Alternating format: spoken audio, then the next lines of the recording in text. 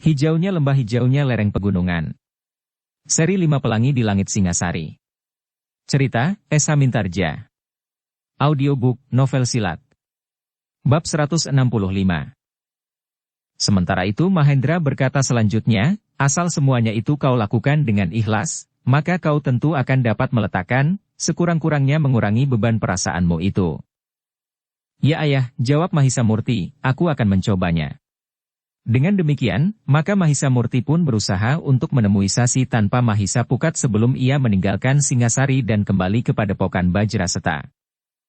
Ternyata ketika Mahisa Murti pergi ke rumah Arya Kuda Cemani seorang diri, maka keluarga Sasi merasakan kejanggalan itu. Mahisa Murti dan Mahisa Pukat seakan-akan tidak pernah berpisah sama sekali. Bukan saja di rumah, mengunjungi kawan-kawannya, bertamu dan bahkan di medan-medan pertempuran. Namun sambil tersenyum Mahisa Murti berkata sebelum Sasi bertanya, Mahisa Pukat sedang sakit. Tidak terlalu berat.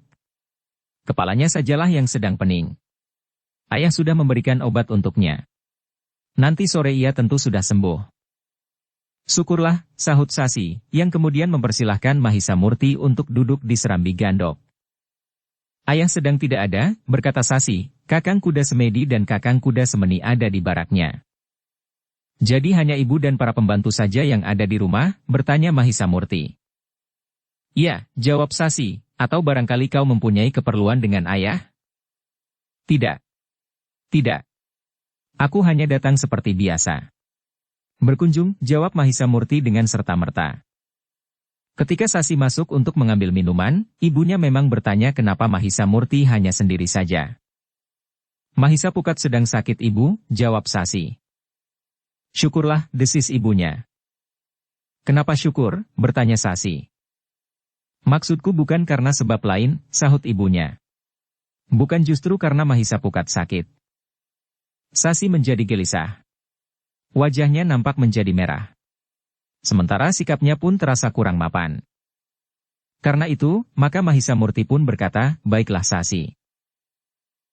Aku tidak dapat memaksamu untuk menjawab pertanyaanku atas nama Mahisa Pukat. Karena itu, biarlah aku minta diri. Kau dapat mengatur perasaanmu lebih dahulu. Apalagi persoalan ini bukan persoalan untuk sehari dua hari. Tetapi untuk selama-lamanya.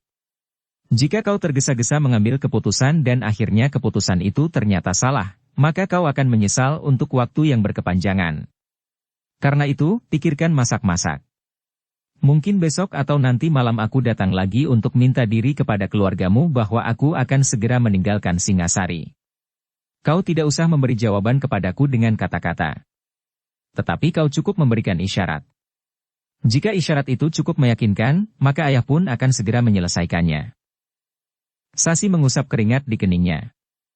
Kegelisahannya telah memeras keringatnya. Bukan saja keningnya menjadi basah, tetapi seluruh tubuhnya menjadi basah oleh keringat. Mahisa Murti tidak menunggu terlalu lama. Ia pun segera minta diri sambil berkata, aku akan datang lagi untuk minta diri. Sepeninggal Mahisa Murti, maka Sasi benar-benar menjadi gelisah. Ia tidak tahu apa yang harus dilakukannya. Ia tidak tahu, apakah ia mendengar pernyataan itu dari Mahisa Pukat atau Mahisa Murti sendiri. Baginya kedua-duanya memiliki banyak persamaan. Ternyata orang tua Sasi membaca kegelisahan perasaan anak gadisnya. Tetapi mereka tidak dapat segera bertanya langsung tentang kegelisahan itu. Arya Kuda Cemani ketika pulang dari tugasnya, telah diberitahukan apa yang terjadi dengan Sasi sambil menarik nafas dalam-dalam. Arya Kuda Cemani itu berdesis, apakah justru terjadi salah paham? Sehingga kedua anak muda itu telah saling mendahului untuk menyatakan perasaannya. Ketika ayahnya melihat anak gadisnya merenung sendiri di dekat sumur dan bersandar pada dinding pakiwan, Arya Cemani mendekatinya sambil bertanya, kenapa kau nampak gelisah, Sasi? Sasi hanya menunduk saja. Namun ayahnya mendesaknya, apakah tadi Mahisa Murti datang kemari? Sasi hanya menunduk saja. Namun ayahnya mendesaknya, apakah tadi Mahisa Murti datang kemari? Sasi tidak dapat berbohong. Karena itu, maka gadis itu pun menganggukkan kepalanya. Apa yang dikatakannya? Bertanya ayahnya. Sasi termangu-mangu.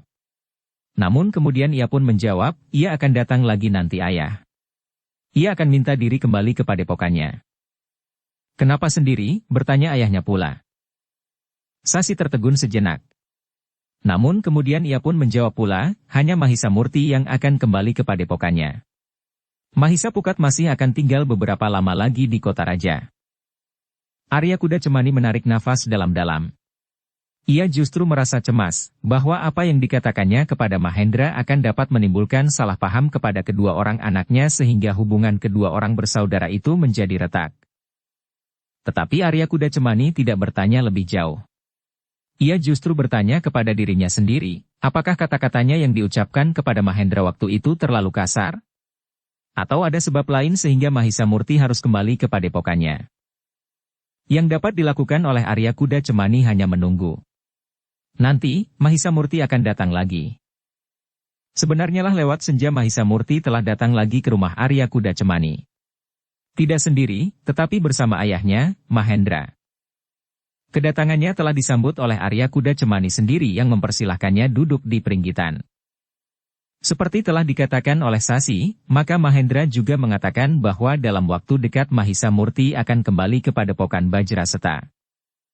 Anak-anakku telah terlalu lama meninggalkan padepokan itu. Para cantrik akan dapat menjadi gelisah karenanya. Tetapi Angger Mahisa Pukat tidak kembali bersamanya, bertanya Arya Kuda Cemani. Mahendra menarik nafas dalam-dalam. Katanya, ia masih ingin tetap berada di kota raja untuk beberapa saat. Arya Kuda Cemani mengangguk-angguk. Ia tidak dapat mendesak lebih jauh untuk mengetahui alasan sebenarnya, kenapa kedua orang bersaudara itu akan berpisah. Sementara itu Sasi telah keluar dari pintu peringgitan sambil membawa minuman hangat dan beberapa jenis makanan. Adalah satu kesempatan bagi Mahisa Murti untuk mengetahui jawaban bagi Mahisa Pukat. Ketika Sasi meletakkan mangkuk minuman di hadapan Mahisa Murti, maka Mahisa Murti sempat berdesis, bagaimana? Sasi memandangnya sejenak. Baru kemudian ia memenuhi permintaan Mahisa Murti. Dengan cepat sehingga tidak tertangkap oleh perhatian ayahnya, Sasi pun mengangguk kecil. Namun demikian ia mengangguk, maka ia pun dengan cepat meninggalkan peringgitan itu. Jantung Mahisa Murti bagaikan meledak. Ia memang menunggu isyarat itu. Tetapi ketika ia benar-benar menerima isyarat sebagaimana diharapkan, maka rasa-rasanya lantai tempat ia duduk itu telah berguncang. Karena itu maka Mahisa Murti benar-benar harus berjuang untuk bertahan agar ia tidak kehilangan akal. Saat-saat berikutnya, Mahisa Murti memang bagaikan tersiksa. Ia seakan-akan tidak mendengar lagi pembicaraan antara ayahnya dan Arya Kuda Cemani. Baru kemudian, ketika ayahnya minta diri, Mahisa Murti sempat menarik nafas dalam-dalam. Rasa-rasanya ia sudah akan terbebas dari penderitaan yang menghimpit jiwanya itu. Namun ayahnya masih juga berkata, "Nah, bukankah kau datang untuk minta diri? Agaknya kau belum tentu mendapat kesempatan lagi datang kemari." Mahisa Murti yang sedang gelisah itu kemudian telah memaksa diri untuk minta diri kepada Arya Kuda Cemani. Namun sementara itu Arya Kuda Cemani telah memanggil Sasi dan ibunya untuk ikut menemui Mahisa Murti yang akan segera meninggalkan kota raja kembali ke padepokan Bajraseta. Mahisa Pukat masih akan tinggal. Ia ingin mengawani ayah untuk beberapa lama, berkata Mahisa Murti. Arya Kuda Cemani atas nama keluarganya tidak dapat mengatakan apa-apa kecuali ucapan selamat jalan.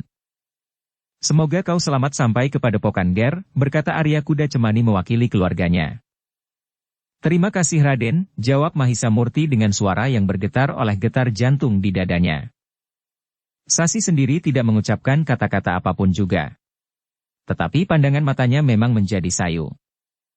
Demikianlah sejenak kemudian Mahendra dan Mahisa Murti pun meninggalkan rumah Arya Kuda Cemani. Mereka menyusuri jalan yang gelap yang hanya kadang-kadang disinari oleh oncor-oncor yang terpasang di regol-regol rumah orang-orang berada. Namun ketika mereka keluar dari regol padukuhan, maka Mahisa Murti pun berkata, "Ayah, silahkan ayah mengambil jalan yang biasanya kita lalui. Aku akan mengambil jalan lain." "Kau akan lewat jalan yang mana?" bertanya Mahendra. "Aku ingin berjalan sendiri," jawab Mahisa Murti. Mahendra hanya dapat menarik nafas dalam-dalam. Tetapi ia memahami perasaan Mahisa Murti. Sehingga karena itu maka ia pun berkata, "Baiklah. Tetapi jangan memaksa aku harus mencarimu. Kau harus segera berada di rumah pula." Tentu tidak akan berselisih banyak ayah, jawab Mahisa Murti yang ternyata memilih jalan melalui bulak yang pernah dilaluinya ketika ia dicegat oleh Lembu Atak. Mahisa Murti pun kemudian telah hilang di dalam gelapnya malam di bulak yang tidak terlalu panjang. Selangkah demi selangkah kakinya terayun menusuk semakin dalam menghunjam ke kegelapan. Ketika ia berdiri di tengah-tengah bulak, maka Mahisa Murti itu pun menghentikan langkahnya. Dipandanginya langit yang biru gelap digayuti oleh bintang gemintang dari cakrawala sampai ke cakrawala. Mahisa Murti mencoba beberapa kali menarik nafas dalam-dalam untuk mengendapkan perasaannya. Namun setiap kali perasaannya yang telah bergejolak itu bagaikan menyala membakar isi dadanya. Tiba-tiba saja Mahisa Murti berdiri tegak di atas kedua kakinya yang renggang. Kedua tangannya yang mengepal tinju diangkatnya setinggi bahunya. Satu teriakan nyaring telah melengking memecahkan sepinya malam. Getarannya telah terlontar jauh membentur udara malam yang dingin. Gemanya pun telah bersahutan dari satu sisi dan sisi yang lain. Namun suaranya ternyata tidak menyentuh telinga siapapun sehingga teriakannya sama sekali tidak menarik perhatian seorang pun. Bulak itu memang sepi, sesepi hati Mahisa Murti itu sendiri. Namun dengan demikian rasa-rasanya beban di dada Mahisa Murti berkurang. Meskipun masih terasa betapa pahitnya kenyataan yang harus dihadapi, namun Mahisa Murti telah menemukan kembali keseimbangan jiwanya. Perlahan-lahan Mahisa Murti melangkah kembali menyusuri gelapnya malam di tengah-tengah bulak. Baru setelah jiwanya tenang, Mahisa Murti melihat kunang-kunang yang berkeredipan di daun-daun padi. Mahisa Murti menarik nafas dalam-dalam. Ia pun kemudian mendengar gemericik air yang mengalir di parit di tepi jalan yang dilaluinya. Selisih waktu yang diperlukan oleh Mahisa Murti dengan ayahnya memang tidak terlalu banyak. Ketika ia kemudian naik tangga tempat tinggal Mahendra di bagian belakang istana, maka hatinya tidak lagi terguncang-guncang. Karena itu ketika kemudian ia berbicara dengan Mahisa Pukat, maka dengan hati yang tatak ia berkata, Sasi telah memberikan isyarat itu. Apa katanya? Bertanya Mahisa Pukat tidak sabar. Ia tidak berkata apa-apa. Tetapi ia menganggukkan kepalanya yang menurut tangkapanku, ia telah mengiyakannya, jawab Mahisa Murti dengan nada datar. Benar begitu, desak Mahisa Pukat. Tentu kau harus mengulanginya. Kau harus meyakinkan dirimu bahwa Sasi tidak berkeberatan. Tetapi kau pun harus meyakinkan Sasi, bahwa kau benar-benar menghendakinya. Sejenak kemudian Mahisa Murti itu pun telah berhadapan dengan orang yang menyebut dirinya Sardula Mapan.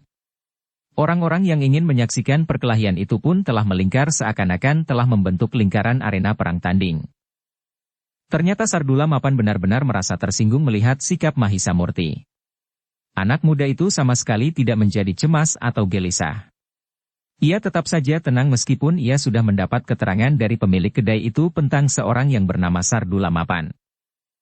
Para prajurit yang berdiri di lingkaran arena itulah yang justru menjadi berdebar-debar.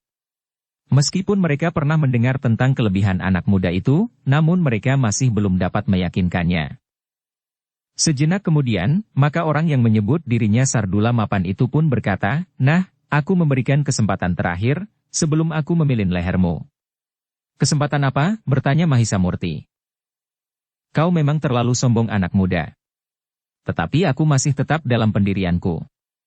Aku tidak akan membunuhmu. Aku akan membiarkan kau hidup dan bercerita tentang orang yang bernama Sardula Mapan, geram orang itu. Aku tidak akan berjanji apapun, jawab Mahisa Murti, tetapi jika kau terbunuh juga, itu bukan salahku. Sardula Mapan memandang Mahisa Murti dengan sorot mata yang menyala. Kemarahannya rasa-rasanya telah membakar ubun-ubunnya. Karena itu, maka ia pun mulai bergerak menyerang Mahisa Murti. Mahisa Murti yang telah bersiap sepenuhnya itu pun dengan cepat telah menghindar, sehingga serangan lawannya tidak menyentuhnya. Namun serangan-serangan berikutnya pun telah meluncur pula mendesak Mahisa Murti beberapa langkah surut. Ternyata Mahisa Murti memang masih ingin menjajaki kemampuan lawannya. Karena itu, maka ia lebih banyak melayani serangan-serangan Sardula Mapan. Bahkan sekali-sekali ia berusaha untuk membentur serangan lawannya itu meskipun tidak sepenuhnya. Namun bahwa Mahisa Murti beberapa kali meloncat mundur itu, bagi lawannya, seakan-akan merupakan satu isyarat bahwa Mahisa Murti berada dalam kesulitan. Meskipun demikian, Sardula mapan yang merasa dirinya orang yang paling ditakuti itu pun merasa heran. Meskipun beberapa kali lawannya yang masih muda itu terdesak, namun beberapa lama pertempuran itu terjadi, ia masih belum dapat mengalahkannya. Karena itu, maka kemarahan Sardula mapan pun semakin membakar jantungnya. Sehingga dengan demikian, maka ia pun telah meningkatkan serangan-serangannya. Lawannya yang masih muda itu memang selalu terdesak. Sekali-sekali anak muda itu meloncat mengambil jarak. Tetapi serangan-serangannya masih belum berhasil mengenai sasarannya. Anak muda yang terdesak itu masih saja dengan tangkas mampu menghindari serangan-serangannya betapapun cepatnya. Namun dalam pada itu, Mahisa Murti mulai dapat menduga kemampuan lawannya. Meskipun Mahisa Murti yakin bahwa ilmu orang yang menyebut dirinya Sardula mapan itu masih akan dapat meningkat lagi. Demikianlah, maka pertempuran itu pun semakin lama menjadi semakin cepat. Mahisa Murti masih saja nampak terdesak. Tetapi serangan lawannya belum pernah menyentuhnya. Karena itu, ketika sambil meloncat mengambil jarak, Mahisa Murti sempat menyentuh pundak Sardula mapan, maka lawannya itu terkejut bukan buatan. Sentuhan itu sendiri tidak menyakitinya. Tetapi bahwa anak muda itu berhasil menyentuhnya, justru saat ia terdesak telah membuatnya gelisah.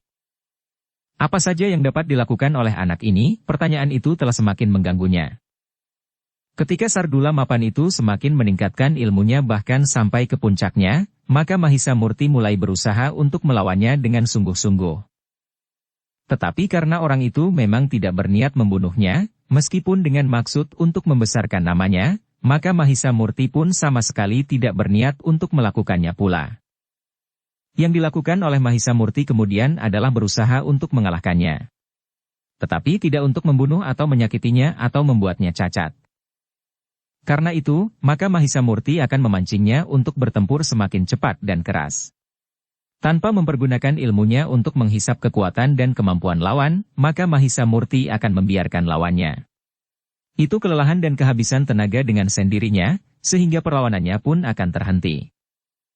Sebenarnya lah, Sardula mapan yang marah itu tidak menyadari bahwa lawannya telah memaksanya untuk mengerahkan segenap kemampuannya.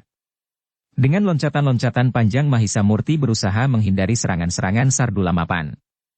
Namun tiba-tiba saja Mahisa Murtilah yang meloncat menyerang. Bahkan hampir setiap serangan Mahisa Murti tidak dapat dihindari atau ditangkis oleh Sardula mapan. Ketika pundaknya tersentuh tangan anak muda itu, Sardula mapan telah merasa tersinggung. Namun kemudian berturut-turut serangan Mahisa Murti itu mengenainya. Tidak terlalu keras. Namun membuatnya menjadi semakin marah. Lengannya, dadanya dan bahkan anak muda itu telah memukul keningnya. Kemarahan Sardula mapan telah membuatnya menghentak-hentakan kemampuannya. Namun serangannya masih saja tidak dapat menyentuh sasaran. Puncak dari kemarahan Sardula mapan adalah serangan Mahisa Murti kemudian. Serangan yang datangnya begitu cepat. Justru saat anak muda itu seakan-akan terdesak dan berloncatan surut. Namun tiba-tiba saja ketika Sardula mapan memburunya, Mahisa Pukat tidak menghindar. Tetapi dengan cepat ia menepis serangan Sardula mapan itu ke samping. Tangannya yang terayun cepat itu bagaikan dilemparkan dengan kekuatan yang sangat besar, sehingga badannya ikut pula berputar. Kesempatan itu telah dipergunakan sebaik-baiknya oleh Mahisa Murti.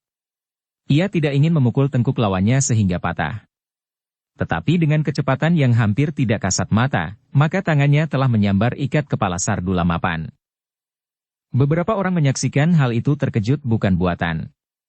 Beberapa orang justru tidak dapat menahan desah yang tiba-tiba saja meluncur dari mulut mereka. Mengalami perlakuan itu, maka Sardula mapan telah meloncat beberapa langkah surut. Wajahnya menjadi merah padam. Bibirnya bergerak-gerak, tetapi oleh kemarahan yang serasa menyumbat dadanya, maka kata-kata yang meluncur dari mulutnya adalah suara yang gagap, kau, anak iblis. Kisanak, berkata Mahisa Murti, sekarang yang aku pungut baru ikat kepalamu. Tetapi jika kau masih saja memaksaku untuk berkelahi maka pada kesempatan lain, mungkin aku ingin memungut kepalamu. Sebenarnya aku tidak ingin membunuhmu. Tetapi kau yang tidak tahu diri itu telah membuat aku merubah keputusanku. Kebaikan hatiku kau salah gunakan. Kau justru telah menghinaku. Kau bukan saja mengenai tubuhku dengan serangan-seranganmu, tetapi kau telah berani menyentuh bagian dari kepalaku, geram orang yang menyebut dirinya Sardula Mapan itu. Tetapi Mahisa Murti justru tertawa. Katanya, kenapa kau masih saja merajuk?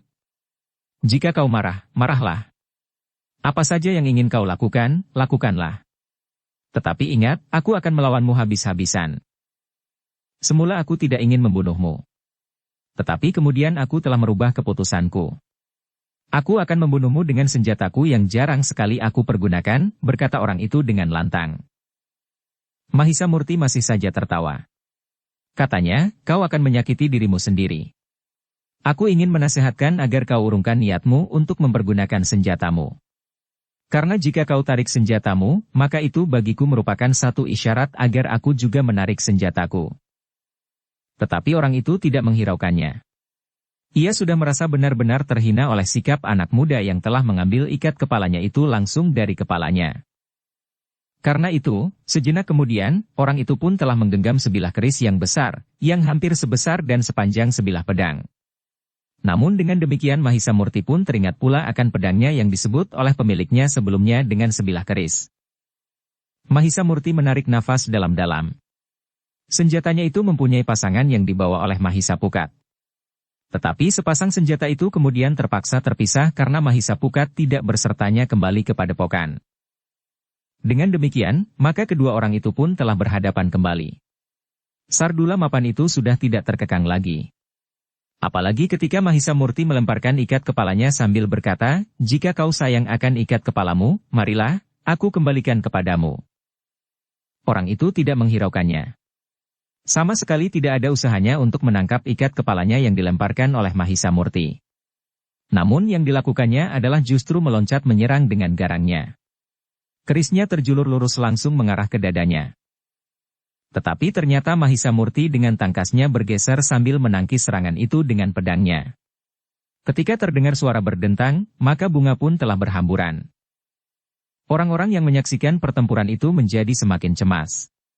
Tetapi mereka merasa heran, bahwa anak muda yang nampaknya selalu terdesak itu, justru telah mampu mengenai lawannya dan bahkan merampas ikat kepalanya. Sudah tentu hal itu merupakan penghinaan yang sulit dimaafkan oleh Sardula Mapan. Ternyata bahwa Sardula Mapan pun memiliki kemampuan ilmu pedang yang tinggi meskipun yang digenggam sebilah keris. Tetapi wujud keris itu memang hampir sebesar dan sepanjang pedang. Dalam pertempuran bersenjata itu, Mahisa Murti masih saja nampak terdesak. Namun sekali-sekali sambaran ujung pedangnya telah mengejutkan Sardula Mapan. Sementara itu, Mahisa Murti masih tetap memancingnya agar lawannya itu bertempur dengan mengerahkan tenaga sepenuhnya. Sardula Mapan yang tersinggung karena Mahisa Murti telah menyambar ikat kepalanya memang telah terpancing. Dengan loncatan panjang ia berusaha menggapai dan mengenai tubuh anak muda itu. Bahkan semakin lama semakin garang. Beberapa kali Mahisa Murti meloncat mundur. Namun demikian Sardula Mapan mendesaknya semakin jauh maka Mahisa Murti pun tiba-tiba menghentakkan ilmu pedangnya dan menyerang lawannya dengan kecepatan yang mengejutkan. Dengan demikian maka Sardula Mapan itu telah diguncang oleh cara Mahisa Murti melawannya. Sekali-sekali Sardula Mapan berhasil mendesak lawannya. Namun tiba-tiba ia sendirilah yang justru terdesak. Dengan demikian maka Sardula Mapan telah mengerahkan segenap kemampuannya. Ketika ia merasa mampu mendesak lawannya, maka ia ingin dengan cepat mengakhiri pertempuran itu. Namun lawannya yang muda itu seakan-akan justru menjadi semakin liat. Bahkan kemudian lawannya itulah yang mendesaknya, sehingga Sardula Mapan itu juga mengerahkan kemampuannya untuk bertahan. Sebenarnya lah, semakin lama Sardula Mapan memang harus memeras tenaga dan kemampuannya. Di satu saat ia semakin bernafsu untuk segera menang, namun di saat lain ia mengumpat-umpat karena lawannya telah mendesaknya. Kemarahan Sardula Mapan menjadi semakin memuncak ketika ujung pedang Mahisa Murti justru telah menyentuh kulitnya. Segores luka telah tergores di pundaknya. Tidak terlalu dalam. Namun dari luka itu, darah telah mengalir. Kepala Sardula Mapan rasa-rasanya hampir meledak oleh kemarahan yang membakar jantungnya. Darahnya serasa mendidih memanasi seluruh kulit dagingnya. Sambil menggeram Sardula Mapan menyerang semakin garang. Sementara Mahisa Murti melayaninya dengan tangkasnya. Karena itulah, maka sebagaimana diperhitungkan oleh Mahisa Murti, maka tenaga Sardula Mapan memang mulai menjadi susut. Mahisa Murti sama sekali tidak mempergunakan ilmunya yang mampu menghisap tenaga dan kemampuan lawan. Yang dilakukannya sekedar memaksa Sardula Mapan untuk mengerahkan tenaganya sampai ke puncak kemampuannya. Demikian kekuatan dan kemampuan Sardula Mapan mulai susut, maka Mahisa Murti justru semakin cepat bergerak. Ujung pedangnya bergerak semakin cepat. Bahkan kemudian seperti seekor lalat yang berterbangan mengelilingi tubuh Sardula Mapan dan sesekali hinggap di kulitnya. Sardula Mapan sendiri masih belum menyadari bahwa tenaga dan dengan sendirinya kemampuannya mulai susut. Kemarahannya lah yang menghentak-hentaknya untuk memaksakan diri bertempur semakin garang. Namun akhirnya Sardula Mapan tidak dapat menghindari kenyataan itu. Tenaganya yang semakin terkuras membuatnya semakin kehilangan keseimbangannya. Beberapa kali Sardula Mapan justru terseret oleh serangan-serangannya sendiri yang tidak menyentuh sasaran. Namun Mahisa Murti tidak memberinya kesempatan untuk beristirahat.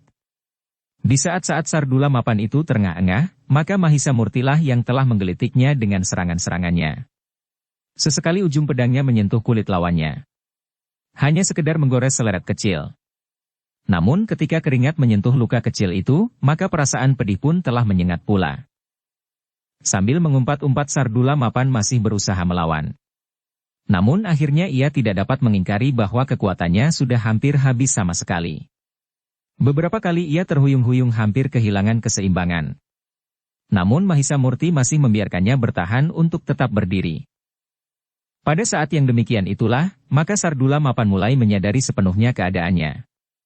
Ia mulai mengerti bagaimana anak muda itu memancingnya sehingga tenaganya terkuras habis. Ketika Sardula Mapan menyerang dengan pedang terjulur serta Mahisa Murti begitu saja bergeser ke samping, maka rasa-rasanya Sardula Mapan itu hampir jatuh terjerembab. Jika saja saat itu Mahisa Murti menyerangnya, maka habislah sudah segala-galanya. Tetapi kemarahan Sardula Mapan memang tidak dapat diredamnya. Yang dilakukan oleh Mahisa Murti benar-benar penghinaan yang tiada taranya. Karena itu maka ia pun kemudian berteriak, "Cepat, selesaikan anak ini." Beberapa orang kawannya mulai bergerak. Tetapi demikian mereka melangkah maju, maka seorang dari ketiga orang prajurit yang menyertai Mahisa Murti berkata lantang, "Kisanak. Sebaiknya Kisanak tidak usah turut campur. Biarlah mereka menyelesaikan permainan dengan adil tanpa dicampuri orang lain. Persetan kau. Sebaiknya kaulah yang tidak usah turut campur. Kami adalah kawan-kawan Sardula Mapan yang wajib membantunya jika ia dalam keadaan gawat. Bukankah kau dan kawan-kawanmu melihat bahwa kami datang bersama anak muda itu? Jika kau merasa wajib membantu kawanmu, maka kami juga merasa berkewajiban untuk melakukannya."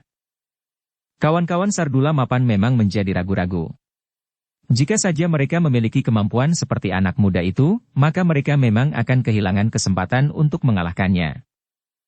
Karena itu, untuk sesaat mereka memang menjadi ragu. Namun agaknya pengaruh Sardula Mapan terhadap mereka cukup besar. Karena itu, maka ketika Sardula Mapan itu sekali lagi berteriak, maka mereka tidak dapat menolak lagi. Apalagi mereka merasa bahwa jumlah mereka lebih banyak dari jumlah kawan-kawan anak muda itu. Dalam waktu singkat, 5 orang telah bersiap. Berenam dengan Sardula Mapan mereka menghadapi Mahisa Murti dan 3 orang kawannya. Namun sambil tertawa Mahisa Murti berkata, "Kenapa kalian masih berniat untuk berkelahi terus? Bukankah kita dapat menganggap bahwa persoalan kita sudah selesai sampai di sini?" "Persetan," geram Sardula Mapan, "kau tidak usah berusaha menyelamatkan diri sesudah dengan sombong kau menghina aku. Tetapi apa yang akan kau lakukan itu justru hanya akan menambah parah perasaanmu. Kau akan merasa lebih terhina lagi, karena kawan-kawanmu tidak akan dapat mengalahkan kawan-kawanku meskipun jumlah kalian lebih banyak." "Jangan dengarkan," teriak Sardula Mapan, "cepat, lakukan. Apalagi yang kalian tunggu?" Kelima orang itu pun segera bergerak semakin dekat. Tetapi bersamaan dengan itu, 3 orang prajurit yang menyertai perjalanan Mahisa Murti telah melangkah maju pula. Mereka memang tidak mengenakan pakaian keprajuritan. Tetapi mereka tidak melupakan senjata mereka. Sejenak kedua kelompok itu pun berhadapan. Namun Sardula Mapan sendiri seakan-akan telah kehabisan tenaga. Bahkan di tubuhnya terdapat beberapa gores luka yang meskipun tidak terlalu dalam, namun luka itu telah menodai pakaiannya dengan darah. Sejenak kawan-kawan Sardula mapan itu masih saja dicengkam oleh keraguan-raguan. Apalagi ketika mereka melihat ketiga orang kawan Mahisa Murti yang nampak meyakinkan. "Kisanak," berkata Mahisa Murti, "sekali lagi aku minta, urungkan niat kalian untuk memperluas persoalan yang sebenarnya tidak terlalu penting ini. Tetapi jika kalian memaksakannya, maka kami akan dapat kehilangan kesabaran, sehingga kami pun akan dapat bertindak semakin keras menghadapi kalian. Aku tahu bahwa kalian bukan orang-orang jahat yang sebenarnya. Tetapi kalian adalah orang-orang yang terlalu yakin akan kelebihan kalian, sehingga kalian sering berbuat sewenang-wenang terhadap orang lain. Karena itu, aku minta hentikan tingkah laku kalian itu sebelum kalian mengalami kesulitan yang semakin parah." Sardula mapan memang menjadi ragu-ragu. Luka-luka di tubuhnya terasa semakin pedih meskipun luka-luka itu tidak terlalu parah. Sementara itu 4 orang yang telah bersiap, berdiri tegak di hadapannya. Sikap dan tatapan mata mereka yang meyakinkan memang membuat Sardula mapan dan kawan-kawannya harus berpikir kembali apakah mereka akan meneruskan niat mereka. Sementara itu Mahisa Murti pun berkata, "Nah, kalian mempunyai kesempatan untuk mempertimbangkan sekali lagi niat kalian. Selanjutnya jika kita sudah mulai lagi dengan perkelahian, maka aku tidak akan bertanya lagi, apakah kalian akan menghancurkan diri sendiri atau akan mengambil sikap bijaksana." Wajah Sardula mapan menjadi merah padam, sementara luka-lukanya terasa semakin pedih. Namun ia memang ragu-ragu untuk memaksa kawan-kawannya bertempur melawan keempat orang yang nampaknya memang memiliki kelebihan. Meskipun jumlah kawan-kawannya lebih banyak, namun mereka tidak memiliki kemampuan sebagaimana Sardula mapan. Sementara itu, ia sama sekali tidak berdaya melawan anak muda yang sejak semula dikiranya selalu terdesak itu. "Ia dengan sengaja mempermainkan aku," berkata Sardula mapan itu di dalam hatinya. Dengan demikian Sardula mapan itu tidak mau menambah kekalahannya lagi. Ia sudah cukup dipermalukan, sehingga nalarnya masih sempat memperhitungkan bahwa perkelahian berikutnya hanya akan meyakinkan orang-orang yang menyaksikannya bahwa ia memang tidak berdaya. Menghadapi anak muda dan kawan-kawannya sama sekali tidak berarti apa-apa. Sementara sebelumnya Sardula mapan adalah orang yang meskipun di antara mereka sama sekali belum pernah mengenalnya secara pribadi. Karena itu, maka akhirnya Sardula mapan itu tidak dapat mengingkari kenyataan yang dihadapinya. Meskipun ia masih tetap berusaha untuk mempertahankan harga dirinya. Dengan lantang ia pun kemudian berkata, "Ternyata aku tidak sampai hati berbuat lebih jauh. Melihat wajahmu yang masih kekanak-kanakan itu aku memang merasa kasihan. Karena itu maka kali ini kalian aku ampuni. Kalian boleh pergi sekehendak hatimu. Tetapi ingat, jangan kembali lagi." Hampir berbareng Mahisa Murti dan ketiga orang prajurit yang menyertainya tertawa. Namun Mahisa Murti kemudian menyahut, "Terima kasih Kisanak. Tetapi maaf, aku belum ingin pergi. Aku masih meninggalkan mangkuk minuman di dalam.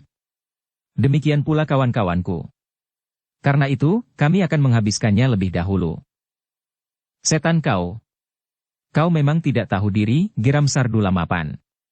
Lalu katanya, "Tetapi ingat, untuk selanjutnya jangan kembali lagi kemari." Mahisa Murti masih saja tertawa. Katanya, "Sudahlah Kisanak. Kenapa tidak kita hentikan permusuhan ini? Kau tahu bahwa ancaman-ancaman semacam itu tidak ada gunanya sama sekali. Aku harap kau mengetahui bahwa untuk selanjutnya aku akan sering lewat jalan ini. Aku tinggal di Padepokan Bajraseta, sementara ayahku berada di kota raja. Nah, bukankah aku akan sering melewati jalan ini? Aku akan sering pula singgah di kedai ini dan aku akan selalu bertanya tentang seseorang yang bernama Sardula mapan. Apakah ia masih sering datang kemari atau tidak?" Wajah Sardula mapan menjadi merah. Tetapi ia memang tidak dapat berbuat apa-apa. Karena itu, maka katanya kepada kawan-kawannya, "Kita tinggalkan iblis-iblis itu. Tidak ada artinya apa-apa jika kita melayaninya. Aku tidak mempunyai waktu." Demikianlah, maka Sardula mapan itu pun segera melangkah ke kudanya diikuti oleh kawan-kawannya. Luka-lukanya memang tidak terlalu berbahaya. Namun pakaiannya telah ternoda darahnya yang menitik dari luka-lukanya. Tetapi ketika Sardula mapan itu akan meloncat ke punggung kudanya, Mahisa Murti masih berkata, "Baiklah. Aku yang akan membayar harga makanan dan minuman yang telah kalian makan dan kalian minum di kedai ini. Telinga Sardula Mapan rasa-rasanya seperti tersengat api. Dengan marah Sardula Mapan telah memungut beberapa keping uang dari kantong ikat pinggangnya. Sambil melemparkan uang itu kepada pemilik kedai itu berkata, ambil uang itu. Kelebihannya adalah pertanda kemurahanku. Pemilik kedai itu hanya termangu-mangu saja. Sebelum ia mengambil uang itu, maka Sardula Mapan itu telah meloncat ke punggung kudanya dan dengan menghentakkan kendalinya, maka kuda yang tegar itu pun segera berlari meninggalkan kedai itu diikuti oleh kawan-kawannya. Mahisa Murti menarik nafas dalam-dalam. Sambil memandang berkeliling ia berkata kepada orang-orang yang berdiri termangu-mangu mengelilingi arena itu, Kisanak. Pertunjukan sudah selesai. Nah, lupakan apa yang telah terjadi. Orang-orang yang termangu-mangu itu bagaikan terbangun dari mimpi. Mereka pun satu-satu meninggalkan lingkaran itu. Namun di hati mereka masih mengembang kekagumannya kepada anak muda yang telah berhasil mengalahkan Sardula Mapan yang dikenal sebagai seorang yang tidak terkalahkan di lingkungannya. Sementara itu Mahisa Murti pun telah mendekati pemilik kedai yang termangu-mangu sambil berkata, ambil uang itu. Hitunglah, apakah sudah cukup atau belum? Jika ternyata masih kurang, biarlah aku menggenapinya. Namun seorang prajurit yang menyertainya berkata sambil tersenyum, bukankah kelebihannya pertanda kemurahan hatinya? Mahisa Murti pun tertawa, sementara pemilik kedai itu tengah memungut dan kemudian menghitung uang yang dilemparkan oleh orang yang menyebut dirinya Sardula Mapan itu. Baru separohnya, desis pemilik kedai itu. Baiklah, sahut Mahisa Murti, nanti yang separohnya lagi biarlah aku yang menambahinya. Tidak usah anak muda, berkata pemilik kedai itu. Lalu katanya pula, apa yang kalian lakukan telah cukup. Aku tidak mengira bahwa pada suatu saat Sardula Mapan itu dapat dikalahkan oleh seseorang. Apakah ia sering melakukan pemerasan seperti kali ini, bertanya Mahisa Murti. Aku baru mengalami kali ini, jawab pemilik kedai itu, tetapi aku memang sering mendengar namanya. Ia termasuk seorang yang berada. Tetapi menurut keterangan yang pernah aku dengar, ia memang sering melakukan hal yang aneh-aneh, justru karena ia merasa sebagai seorang yang tidak terkalahkan di daerah ini. Mahisa Murti mengangguk-angguk. Namun kemudian pemilik kedai itu pun mempersilahkannya, marilah anak muda. Bukankah kalian belum selesai minum? Mahisa Murti dan ketiga orang prajurit itu pun masuk kembali ke dalam kedai. Mereka masih ingin menyelesaikan makan dan minum yang sudah mereka pesan. Sementara itu beberapa orang yang semula berkerumun di halaman itu pun telah meninggalkan kedai itu. Tetapi ada juga di antara mereka yang masih kembali masuk ke dalam kedai sebagaimana Mahisa Murti dan kawan-kawannya. Untuk beberapa saat Mahisa Murti dan ketiga orang kawannya duduk di kedai itu. Namun akhirnya mereka pun selesai pula. Namun ketika mereka membayar minuman dan makanan mereka, pemilik kedai itu menolak uang yang diberikan oleh Mahisa Murti atas kekurangan Sardula Mapan dan kawan-kawannya. Seperti yang sudah dikatakannya, maka pemilik kedai itu berkata pula, tidak usah anak muda. Aku berterima kasih atas kebaikan hati kalian. Apa yang kajian lakukan telah lebih dari cukup. Bukan hanya sekedar untuk aku sendiri, tetapi dengan demikian maka tingkah laku Sardula Mapan itu mudah-mudahan dapat berubah, sehingga ia tidak lagi sering menyulitkan orang lain. Justru karena ia memiliki kelebihan. Mahisa Murti mengangguk-angguk. Katanya kemudian, baiklah, aku akan minta diri. Tetapi seperti yang aku katakan, bahwa aku tentu akan sering lewat jalan ini. Pemilik kedai itu termangu-mangu sejenak. Namun kemudian ia bertanya, jadi Kisanak benar-benar akan sering lewat jalan ini? Atau sekedar untuk menakut-nakuti Sardula Mapan? Aku benar-benar akan sering lewat jalan ini, jawab Mahisa Murti, bukan sekedar menakut-nakuti Sardula Mapan. Jalan ini menghubungkan tempat tinggalku dan tempat tinggal orang tuaku. Baiklah Kisanak, berkata pemilik kedai itu, aku mempersilahkan Kisanak selalu singgah di kedaiku. Terima kasih, jawab Mahisa Murti, agaknya aku tentu akan singgah. Demikianlah Mahisa Murti dan ketiga orang prajurit dan ketiga prajurit yang menyertainya segera meninggalkan kedai itu. Beberapa orang yang berada di kedai itu pun saling bergumam membicarakannya. Aku mula-mula merasa cemas akan nasibnya, berkata seseorang, aku kira anak muda itu sekedar terdorong oleh kesombongannya serta darah mudanya saja sehingga ia berani menentang Sardula Mapan. Namun ternyata bahwa ia benar-benar seorang yang berkemampuan sangat tinggi. Ternyata ia justru telah mempermainkan Sardula Mapan. Bahkan melukainya. Nampaknya jika anak itu mau membunuhnya, ia tentu akan dapat melakukannya. Aku pun semula merasa cemas, sahut kawannya, mula-mula anak muda itu nampaknya selalu terdesak. Namun ternyata ia hanya sekedar main-main. Sementara itu Mahisa Murti tengah berlari di atas punggung kudanya menuju ke Padepokan Bajra Seta bersama dengan ketiga orang prajurit yang menyertainya. Di sepanjang perjalanan mereka tidak lagi banyak berbicara. Mahisa Murti yang untuk beberapa lamanya dapat melupakan persoalan pribadinya, ternyata telah disentuh kembali oleh kepahitan perasaannya sebagaimana ia harus meninggalkan Singasari seorang diri tanpa Mahisa Pukat. Sejak kanak-kanak ia memang jarang sekali terpisah dari saudaranya itu. Namun kini ia terpaksa meninggalkannya justru karena ia tidak ingin mengalami keretakan. Di perjalanan selanjutnya Mahisa Murti tidak mengalami hambatan lagi. Namun waktu telah banyak tersita oleh permainannya dengan Sardula Mapan. Kehadirannya seorang diri di padepokannya telah membuat seisi padepokan Bajra Seta merasa heran. Meskipun mereka tidak segera bertanya, tetapi terasa bahwa kehadiran Mahisa Murti seorang diri telah menimbulkan kegelisahan. Bahkan beberapa orang telah saling berbisik tentang ketiga orang yang menyertai Mahisa Murti di perjalanan itu. Seorang di antara para cantrik berdesis, siapakah mereka bertiga? Kawannya menggeleng, jawabnya, aku tidak tahu. Namun berbeda dengan para cantrik yang masih segan menanyakan kesendirian Mahisa Murti, maka Mahisa Amping ternyata telah memberanikan diri untuk bertanya, di manakah Kakang Mahisa Pukat? Bukankah tidak terjadi sesuatu atas dirinya? Mahisa Murti menarik nafas dalam-dalam. Wajahnya yang muram membuat Mahisa Amping gelisah. Mahisa Semu dan Wantilan yang juga mendengar pertanyaan Mahisa Amping itu pun ikut menjadi berdebar-debar. Namun ketika mereka melihat wajah ketiga orang kawan seperjalanan Mahisa Murti, maka rasa-rasanya memang tidak terjadi sesuatu atas Mahisa Pukat. Namun Wantilan yang sudah lebih tua itu bertanya di dalam dirinya, apakah keduanya telah berselisih?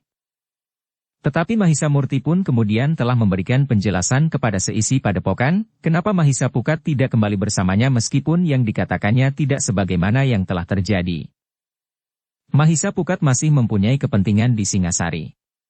Selain menemani ayah yang sudah tua, maka masih ada kewajiban yang diembannya. Sementara itu, padepokan ini tidak boleh terlalu lama kami tinggalkan, sehingga karena itu, maka aku telah mendahului kembali ke padepokan.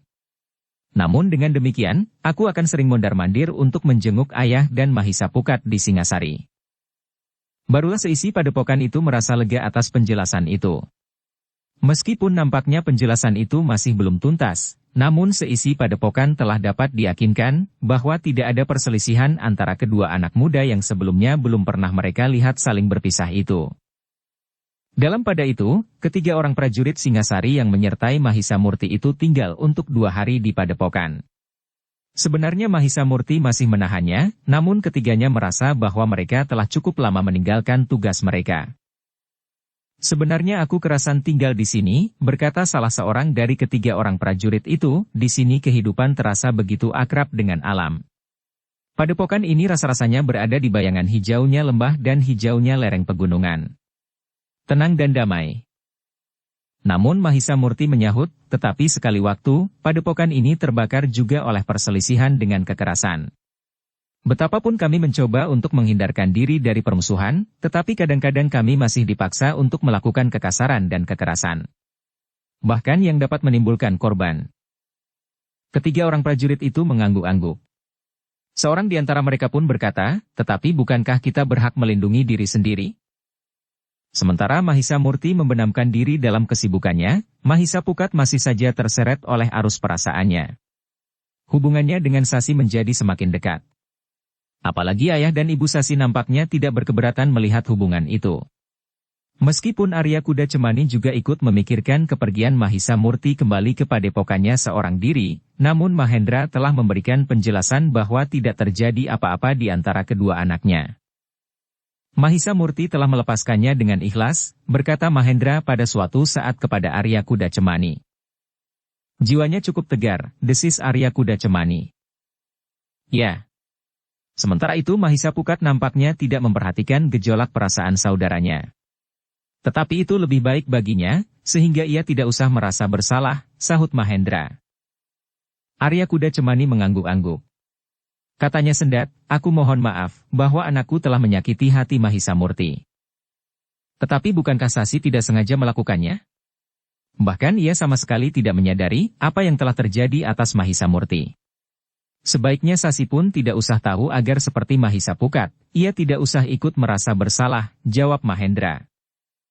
Arya Kuda Cemani mengangguk-angguk. Namun kekagumannya pun semakin bertambah.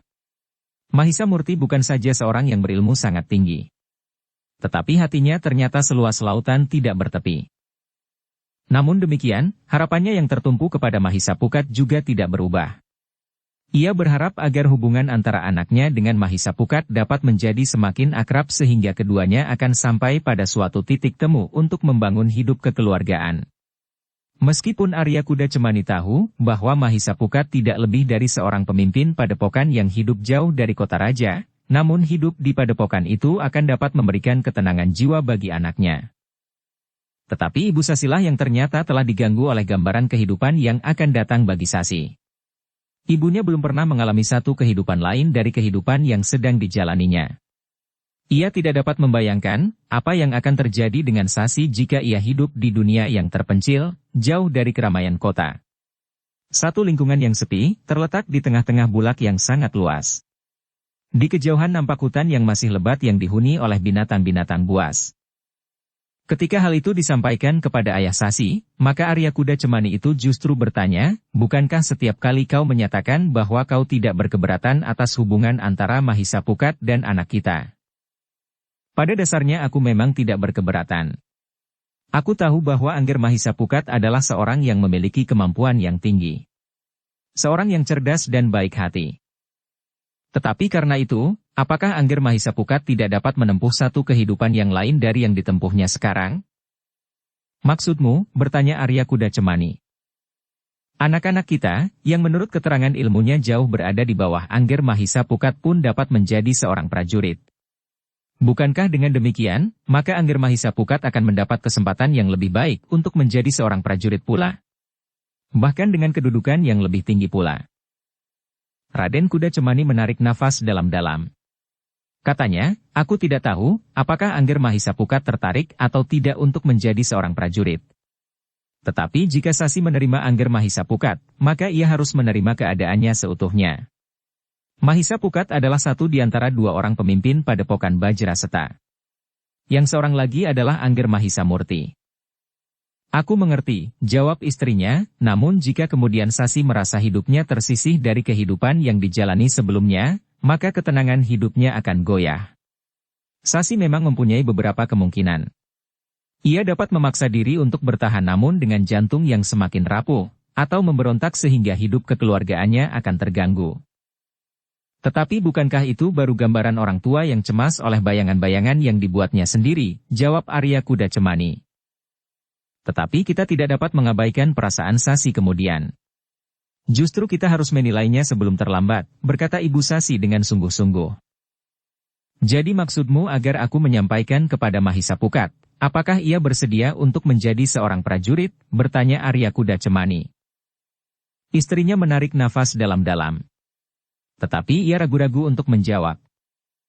Karena istrinya tidak segera menjawab, maka Arya Kuda Cemani itu pun berkata, baiklah. Aku mengerti.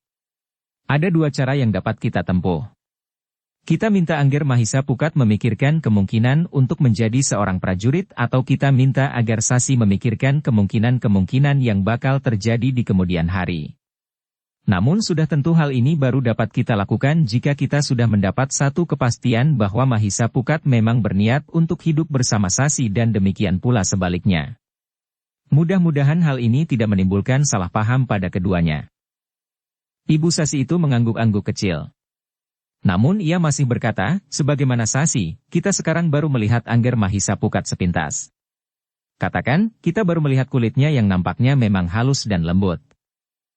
Aku, jawab Arya Kuda Cemani, aku sudah melihat isinya. Aku tidak baru mengenalnya sekarang. Tetapi aku sudah mengenalnya sebelum keduanya datang ke Singasari. Aku tahu apa yang mereka lakukan di Kabuyutan Bumiagara. Bagaimana mereka mampu mengekang diri meskipun mereka dapat berbuat apa saja atas lawan-lawan mereka. Maksudku keduanya itu adalah Angger Mahisa Murti dan Mahisa Pukat. Tetapi kita belum tahu sikapnya terhadap seorang perempuan, jawab istrinya. Baiklah, berkata Arya Kuda Cemani, aku akan memenuhi keinginanmu. Aku akan berbicara dengan Sasi dan Angger Mahisa Pukat. Tetapi sekali lagi, kita akan menunggu sampai semuanya menjadi jelas. Jika kita tergesa-gesa, maka Sasi akan dapat mengelakkan setiap pembicaraan. Apalagi jika anak itu masih meragukan sikap Angger Mahisa Pukat. Dengan demikian, maka Arya Kuda Cemani merasa dibebani tanggung jawab atas hari depan anak gadisnya. Tetapi Arya Kuda Cemani tidak akan ingkar. Meskipun sebenarnya tanggung jawab itu terletak pada ayah dan ibunya, namun rasa-rasanya persoalan Sasi dalam hubungannya dengan Mahisa Pukat itu seluruhnya dibebankan kepadanya. Dalam pada itu, hubungan antara Sasi dan Mahisa Pukat berlangsung wajar dan bahkan semakin akrab, meskipun masih tetap dibatasi oleh paugiran yang berlaku. Namun nampaknya pada keduanya sudah terpahat ikatan yang meskipun belum terucapkan. Namun dalam pada itu, ternyata bahwa Lembu Atak sama sekali tidak mau menerima kenyataan yang telah terjadi atas dirinya. Ia bukan saja menjadi sakit hati karena kekalahannya, bahkan bersama sekelompok kawan-kawannya. Tetapi ia masih mendapat hukuman dari ayahnya di barak. Meskipun ia mendapat hukuman bersama-sama dengan kawan-kawannya pula, tetapi hukuman yang diterimanya ternyata adalah hukuman yang terberat. Karena itu, maka dendamnya telah ditujukan kepada Mahisa Murti, Mahisa Pukat dan Sasi. Bagaimanapun juga aku harus dapat membalas dendam. Meskipun Sasi sama sekali tidak menghiraukan aku, tetapi dendamku akan aku tumpahkan lewat orang lain, berkata Lembu Atak kepada kawan-kawannya. Apa yang akan kau lakukan? Bertanya salah seorang kawannya yang juga mendendam. Apapun, jawab Lembu Atak, kita mempunyai banyak kawan di kota raja ini. Sementara itu, Mahisa Murti menurut pendengaranku telah meninggalkan kota raja kembali ke padepokannya. Bukankah yang tinggal hanya Mahisa Pukat saja? Tetapi anak itu berilmu tinggi. Sebagaimana kau lihat, ia mampu mengimbangi ayahmu yang kita anggap orang yang tidak terkalahkan itu, jawab kawannya. Omong kosong, kau percaya itu? Bertanya Lembu Atak. Bukankah kau sendiri yang mengatakannya? Kawannya justru bertanya pula kepadanya. Kau kira ayah bersungguh-sungguh? Aku tahu, ayah tentu hanya ingin sekedar membuktikan sampai sejauh mana kedua anak itu memiliki kemampuan. Dengan demikian ayah tahu bahwa aku berbohong. Tetapi jika ayah bersungguh-sungguh kedua orang anak itu tentu akan menjadi abu. Kawan-kawannya mendengarkan dengan penuh perhatian. Meskipun apa yang dikatakan Lembu Atak itu agak berbeda dengan ceritanya yang terdahulu, yang menyatakan bahwa kedua anak muda yang bernama Mahisa Murti dan Mahisa Pukat itu mampu mengimbangi kemampuan ayahnya, namun kawan-kawannya tidak membantahnya. Apalagi ketika Lembu Atak berkata, waktu itu aku sangat kecewa terhadap ayah, sehingga aku menganggap bahwa ayah tidak mampu mengalahkan kedua anak muda itu. Tetapi kemudian baru aku sadar, bahwa sebenarnya ayah memang tidak ingin menghancurkan keduanya. Ayah hanya ingin mengetahui apakah aku berbohong atau tidak. Kawan-kawannya masih saja mengangguk-angguk. Sementara itu Lembu Atak berkata, kita harus menemukan seseorang yang berilmu tinggi yang dapat kita benturkan dengan Mahisa Pukat. Lebih baik jika seseorang yang memiliki latar belakang sebuah perguruan, sehingga saudara-saudara seperguruannya bahkan lebih baik jika gurunya turut campur. Bagaimana hal itu kita lakukan? Bertanya kawannya. Kita perkenalkan orang itu dengan kuda semedi dan kuda semeni. Biarlah kedua anak itu memperkenalkan orang yang akan kita benturkan dengan Mahisa Pukat dengan adiknya, Sasi. Apakah kuda semedi dan kuda semeni dapat diikut sertakan? Bertanya kawannya. Kita seret anak itu ke dalam kubu kita atau mereka akan kita pencilkan di barak ini, berkata Lembu Atak. Kawan-kawannya mengangguk-angguk. Namun seorang di antara mereka bertanya, bagaimana jika ayahmu mengetahui rencana ini dari siapapun juga? Wajah Lembu Atak menegang. Namun kemudian ia pun berkata, tidak ada yang berkhianat di antara kita. Tetapi jika ternyata ada, maka hukumannya adalah hukuman bagi seorang pengkhianat. Kawan-kawannya mengangguk-angguk. Meskipun ada di antara mereka yang tidak sependapat, tetapi pikiran itu tidak dapat diungkapkannya. Namun sebagian besar dari mereka sependapat dengan Lembu Atak itu. Kecuali mereka ingin menjadi sahabat terdekat dari Lembu Atak yang kebetulan adalah anak senapati dari pasukan itu, juga karena mereka mendendam pula kepada Mahisa Pukat. Mereka akan ikut merasa senang jika Mahisa Pukat hatinya menjadi terluka atau anak itu dihancurkan sama sekali oleh satu kekuatan yang mampu mengatasi kemampuannya. Dengan demikian, maka Lembu Atak dan kawan-kawannya pun telah berusaha untuk menemukan orang yang mereka cari. Namun sebelumnya Lembu Atak dan kawan-kawannya telah memanggil Kuda Semedi dan Kuda Semeni. Kuda Semedi dan Kuda Semeni memang menjadi berdebar-debar. Mereka menjadi cemas jika Lembu Atak dan kawan-kawannya akhirnya mengetahui bahwa ia telah memberitahukan kepada Mahisa Murti dan Mahisa Pukat akan rencananya di saat di rumah Kuda Semedi dan Kuda Semeni ada keramaian kecil. Tetapi dugaan mereka ternyata keliru meskipun persoalan yang disampaikan kepada mereka tetap merupakan persoalan yang sangat menggelisahkan baginya. Kau tidak boleh berpihak kepada Mahisa Pukat, berkata Lembu Atak, jika kau tetap berpihak kepadanya, maka kau akan dipencilkan di barak ini. Kau tahu bahwa kau akan mengalami perlakuan yang tidak baik. Kuda Semedi termangu-mangu sejenak. Namun ia pun kemudian bertanya, apa yang kalian kehendaki? Aku ingin membalas dendam kepada Mahisa Pukat. Apakah kau masih mendendam? Bukankah persoalannya telah dianggap selesai? Bertanya Kuda Semedi. Siapa yang menganggap persoalan itu selesai? Bertanya Lembu Atak. Bukankah ayahmu telah menyelesaikan persoalan ini? Jawab Kuda Semedi. Namun waktu telah banyak tersita oleh permainannya dengan Sardula Mapan. Tidak. Ayahku belum menyelesaikan persoalan ini dengan tuntas. Ayah hanya ingin mengetahui apakah yang telah dilakukan oleh Mahisa Pukat, jawab Lembu Atak, tetapi semuanya itu tidak penting. Yang penting, aku ingin membalas dendam kepada Mahisa Pukat. Jangan salah mengerti. Aku tidak ingin membalas dendam kepada Sasi. Selebihnya aku kasihan melihat Sasi berhubungan dengan anak padepokan itu. Jika hubungan itu terlanjur menjadi semakin jauh, maka Sasi tentu akan menyesal di kemudian hari. Apakah artinya anak padepokan seperti Mahisa Pukat dan Mahisa Murti itu? Betapapun tinggi ilmunya, tetapi mereka terkurung dalam lingkungan sempit, sepi dan jauh dari keramaian kota raja. Kehidupan yang demikian tentu merupakan kehidupan yang menjemukan. Apalagi Mahisa Pukat dari hari ke hari akan selalu berada di lingkungan para cantriknya. Kuda Semedi dan Kuda Semeni tidak menjawab. Mereka memang merenungi kata-kata Lembu Atak. Namun mereka pun menyadari bahwa anggapan Lembu Atak itu diwarnai oleh kekecewaan dan dendamnya kepada Mahisa Pukat.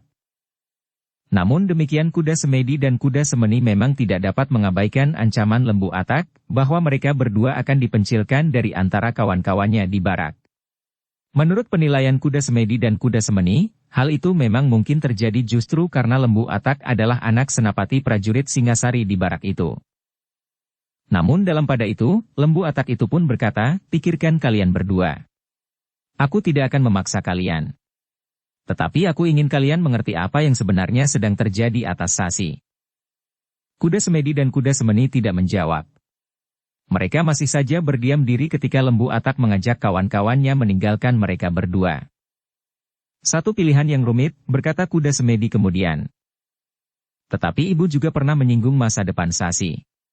Secara pribadi aku tidak berkeberatan terhadap hubungan Sasi dengan Mahisa Pukat. Tetapi ibu pernah meragukan masa depan mereka, berkata Kuda Semeni. Tetapi bukankah ibu tidak berkeberatan terhadap hubungan mereka, bertanya Kuda Semeni. Pada dasarnya memang tidak. Tetapi bagaimana masa depan Sasi jika hubungan mereka itu sampai pada satu ikatan perkawinan? Sementara Mahisa Pukat tidak mempunyai pegangan yang mantap bagi masa depannya. Apakah artinya hidup dalam sebuah padepokan yang apalagi terpencil, desis Kuda Semeni. Bukankah itu persoalan mereka berdua, sahut Kuda Semedi. Ya. Itu memang persoalan mereka. Tetapi setidak-tidaknya Sasi sempat memikirkannya. Ia tidak boleh sekedar silau melihat wujud Mahisa Pukat. Kekaguman ayah atas kemampuannya yang tinggi dalam olah kanuragan.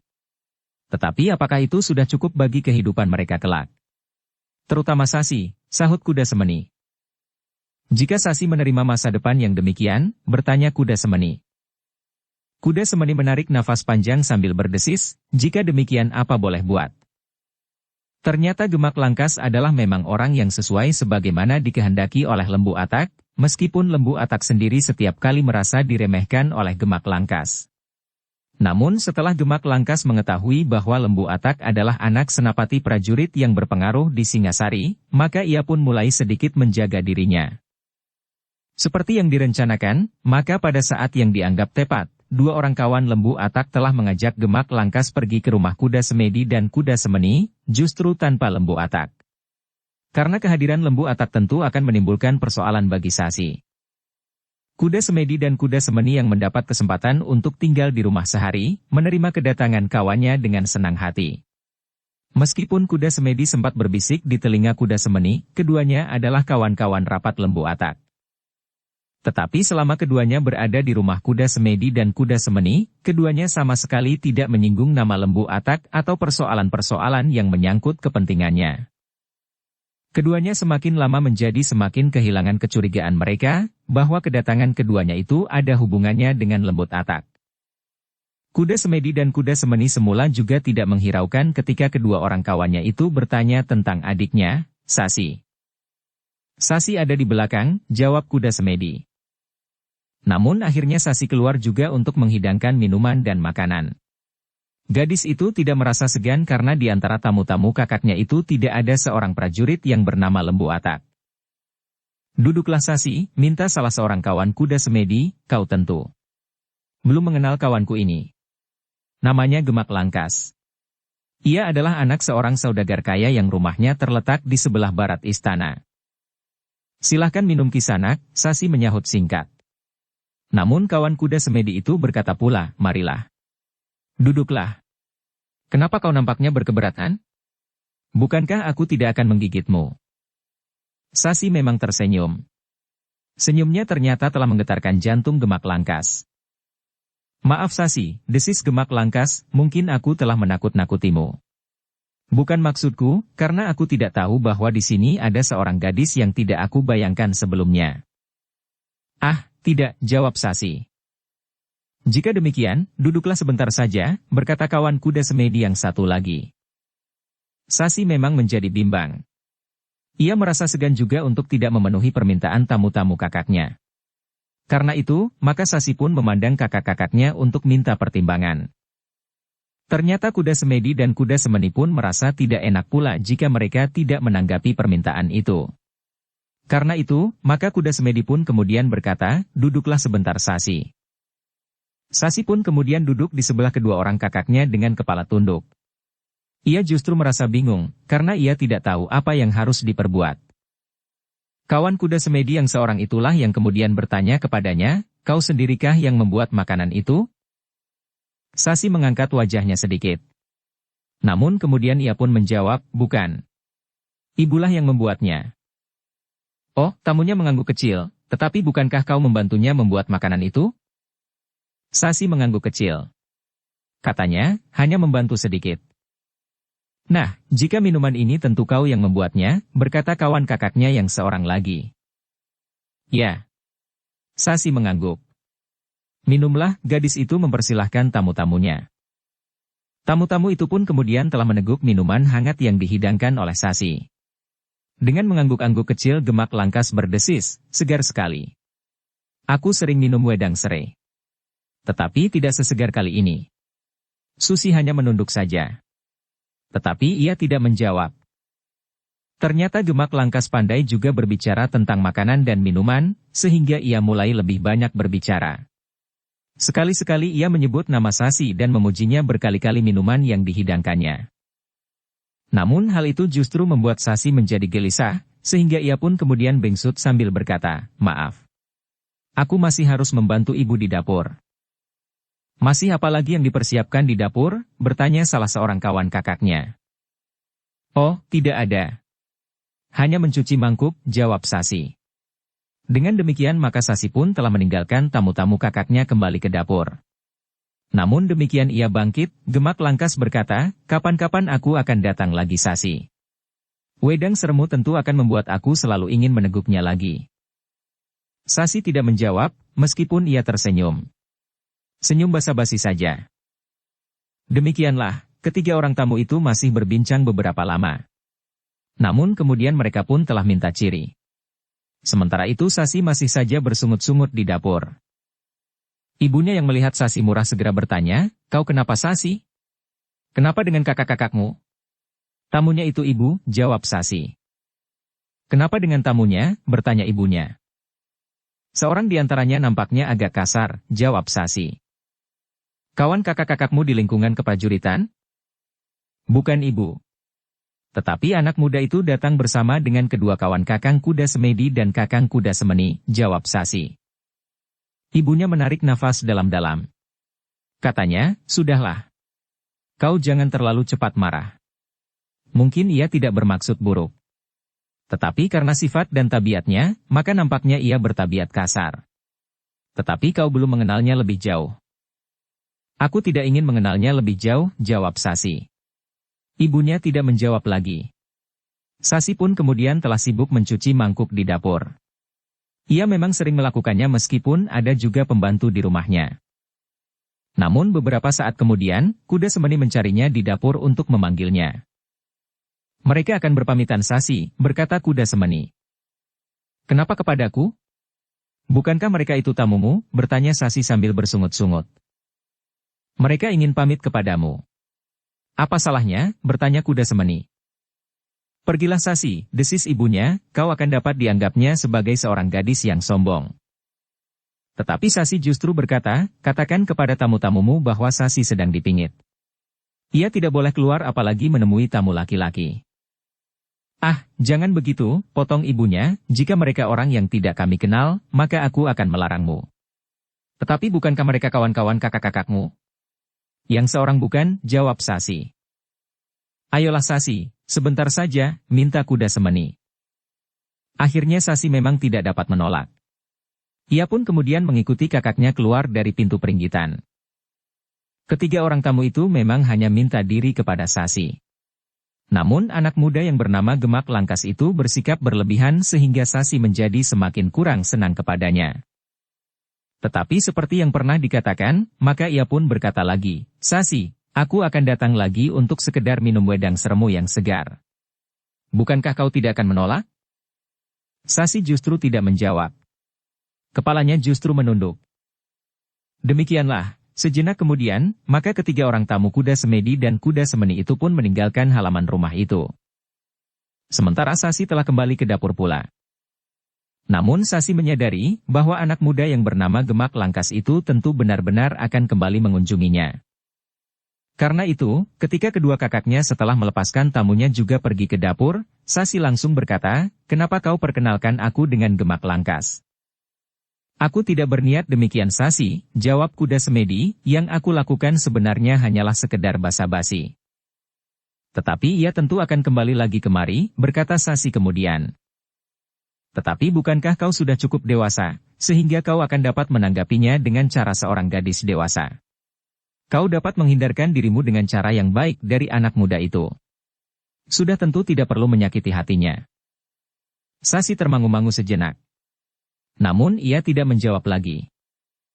Meskipun demikian, kedatangan Gemak Langkas telah membuat hatinya gelisah. Itulah sebabnya, maka ketika Mahisa Pukat datang menemuinya, Sasi telah menceritakan perkenalannya dengan Gemak Langkas. Menilik sikapnya, Gemak Langkas tentu seorang anak muda yang kasar. Menurut Kakang Kuda Semedi dan Kakang Kuda Semeni, Gemak Langkas termasuk seorang anak yang manja.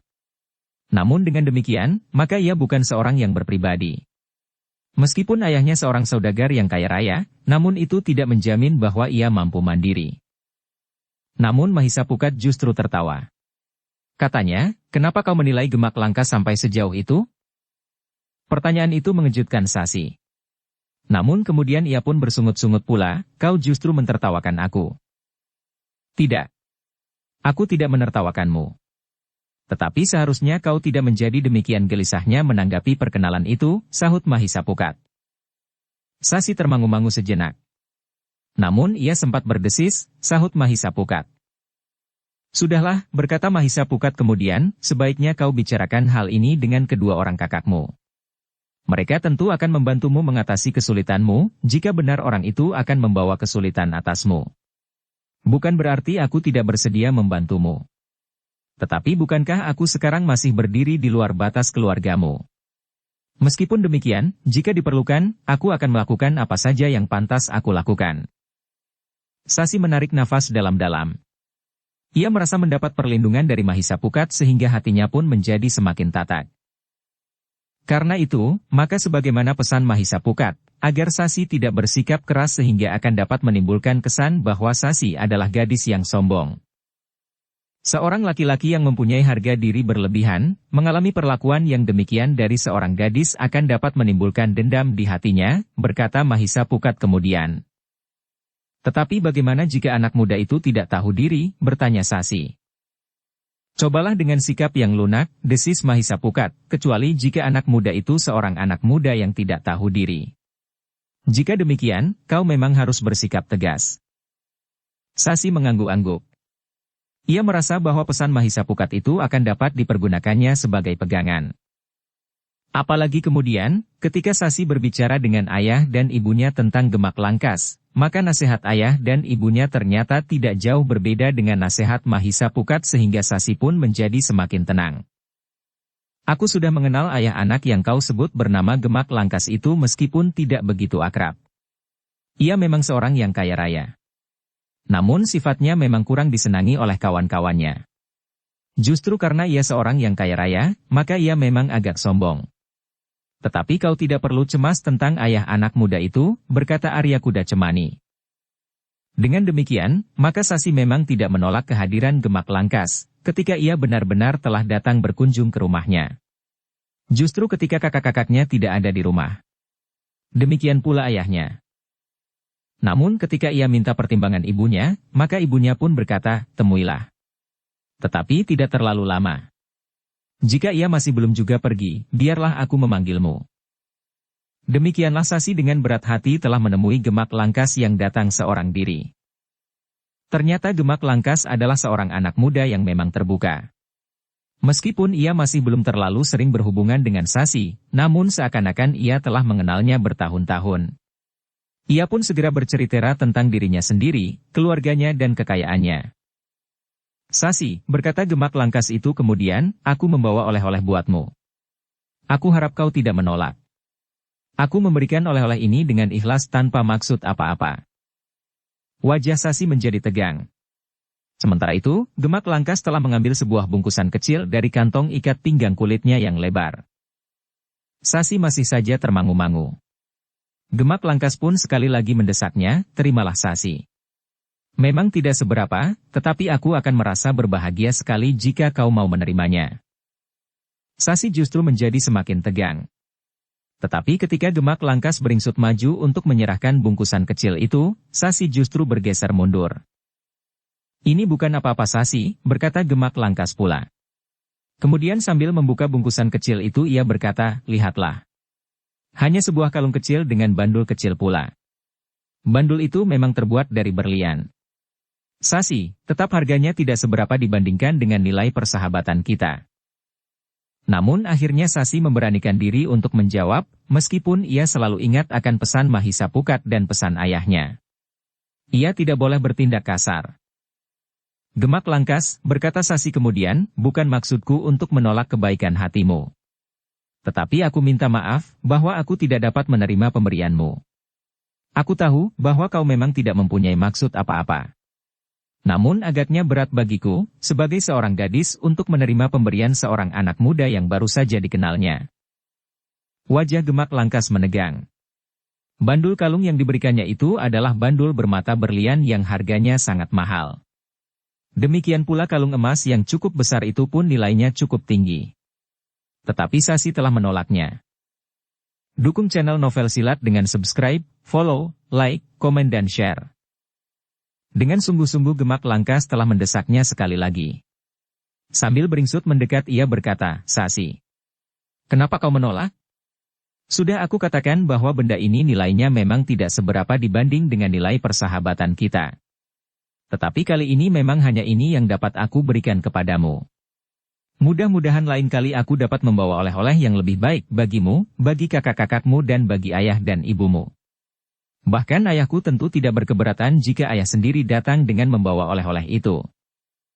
Aku mengucapkan terima kasih yang tidak terhingga, Gemak Langkas. Tetapi aku mohon maaf, bahwa aku tidak dapat menerima pemberianmu itu. Meskipun aku tahu bahwa kau memberikan benda itu dengan ikhlas dan tidak dengan maksud apa-apa. Wajah Gemak Langkas menjadi semakin tegang. Rasa-rasanya sia-sia saja ia memaksa Sasi yang nampaknya berhati keras itu. Namun Gemak Langkas ternyata juga seorang yang cerdik. Ia sama sekali tidak kelihatan marah. Katanya, baiklah Sasi. Jika kau tidak menyukai benda ini, aku akan membawanya pulang. Benda ini akan aku kembalikan kepada ayah dan ibu agar ayah dan ibu membelikan oleh-oleh yang lebih berarti bagimu. Nah, aku minta diri Sasi. Lain kali aku akan datang lagi. Mulut Sasi justru bagaikan terbungkam. Karena itu, ia sama sekali tidak menjawab. Namun ketika Gemak Langkas bangkit dan melangkah turun ke halaman, maka Sasi itu pun telah mengantarnya sampai ke tangga pendapa rumahnya. Demikianlah Gemak Langkas pun pulang sambil membawa benda yang disebutnya sebagai oleh-oleh itu. Demikian ia keluar dari regol halaman rumah Arya Kuda Cemani, maka ia pun menggeram sambil memukul telapak tangan kirinya sendiri dengan tangan kanannya. Dengan geram ia bergumam, perempuan yang angkuh. Ayahnya sama sekali bukan seorang yang kaya. Tetapi ia menolak pemberianku yang sangat berharga itu. Buat apa ia begitu tinggi menjunjung harga dirinya? Apakah karena ayahnya seorang senapati? Namun ia pun bergumam pula, lain kali aku akan datang. Aku harus menaklukkan gadis itu. Betapa tinggi hatinya, tetapi dengan emas dan berlian, hatinya itu tentu akan luluh.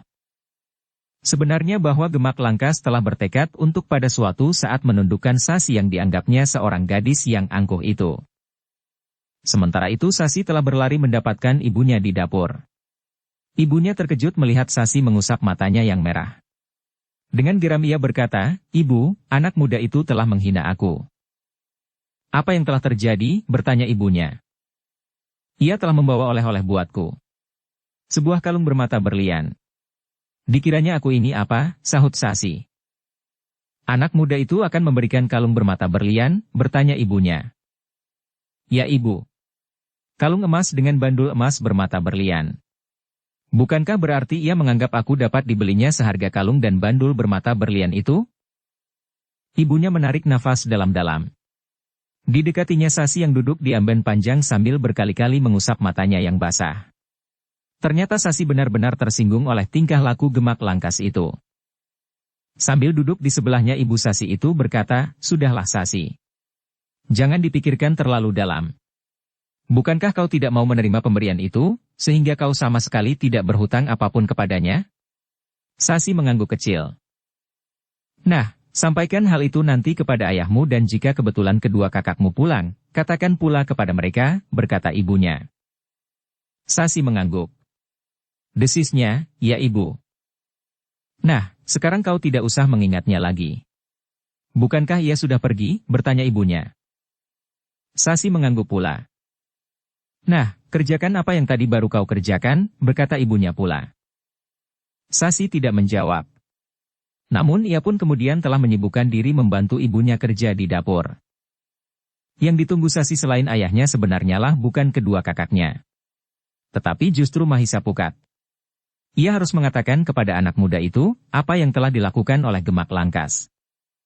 Ketika lewat tengah hari ayahnya pulang, maka Sasi pun langsung melaporkan perlakuan Gemak Langkas itu kepadanya, sehingga ibunya pun berkata, "Sasi, biarlah ayahmu beristirahat dahulu." Tetapi Sasi tidak sabar lagi. Katanya, "Dadaku serasa menjadi sesak, Ibu. Ayah harus segera mengetahuinya." "Ada apa Sasi? Nampaknya kau menjadi sangat gelisah," bertanya ayahnya. Sasi memang tidak menunggu lagi. Ia pun segera memberitahukan kepada ayahnya, apa yang telah terjadi dengan Gemak Langkas. Ayahnya mendengarkan laporan Sasi dengan sungguh-sungguh.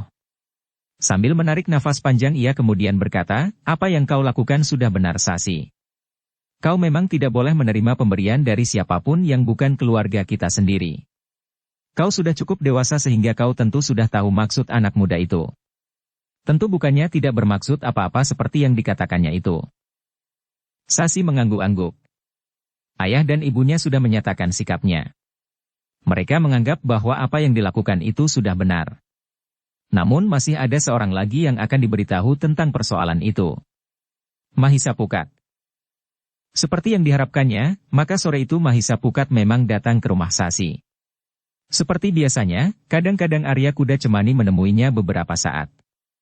Baru kemudian Mahisa Pukat itu ditinggalkannya bersama Sasi. Meskipun belum dinyatakan secara resmi, namun hubungan anak muda itu dengan anaknya sudah diketahui oleh orang tua kedua belah pihak. Pada kesempatan itu, Arya Kuda Cemani sebagai seorang tua telah memberitahukan dengan terus terang sikap Gemak Langkas terhadap anak gadisnya. Dengan nada berat Arya Kuda Cemani itu berkata, seperti ayahnya, anak itu terlalu yakin akan kekayaan yang melimpah yang dimilikinya. Karena itu, ia menganggap bahwa apapun akan dapat diselesaikan dengan uangnya. Namun lebih dari itu, Gemak Langkas adalah seorang anak muda yang berilmu. Ia berguru kepada seorang pemimpin padepokan yang berpengaruh. Dengan uangnya, maka gurunya lah yang setiap waktu yang ditentukan datang kepadanya untuk menuntunnya dalam olah kanuragan. Mahisa Pukat mengangguk-angguk. Pemberitahuan dari ayah Sasi itu kepadanya, oleh Mahisa Pukat dianggap sebagai satu isyarat bahwa Mahisa Pukat harus berhati-hati. Anak muda yang bernama Gemak Langkas itu akan dapat bertindak kasar jika niatnya dihalangi oleh siapapun juga. Sebagai anak seorang saudara yang kaya, maka semua kemauan Gemak Langkas biasanya pasti terpenuhi. Mahisa Pukat yang tanggap akan isyarat itu mengangguk kecil sambil menyahut, "Aku akan berhati-hati Raden. Aku percaya akan kemampuanmu. Tetapi kau kadang-kadang tidak memperhitungkan langkah-langkah licik seseorang. Karena itu, maka kau harus mulai berhati-hati menghadapi orang yang tidak kau kenal benar tabiatnya." Mahisa Pukat mengangguk dalam-dalam. Meskipun ia tidak menjawab, namun Raden Kudawereng itu tahu pasti bahwa anak muda itu memperhatikan setiap kata-katanya. Ketika kemudian Arya Kuda Cemani yang juga disebut Raden Kudawereng itu meninggalkan Mahisa Pukat dan Sasi berdua, maka Sasi telah minta kepada Mahisa Pukat agar besok ia bersedia datang sebelum tengah hari. Mungkin ia akan datang lagi. Menurut perhitunganku atas sifat anak muda itu, maka besok ia akan datang dan membawa benda yang lebih berharga dari yang dibawanya pagi tadi, berkata Sasi kemudian.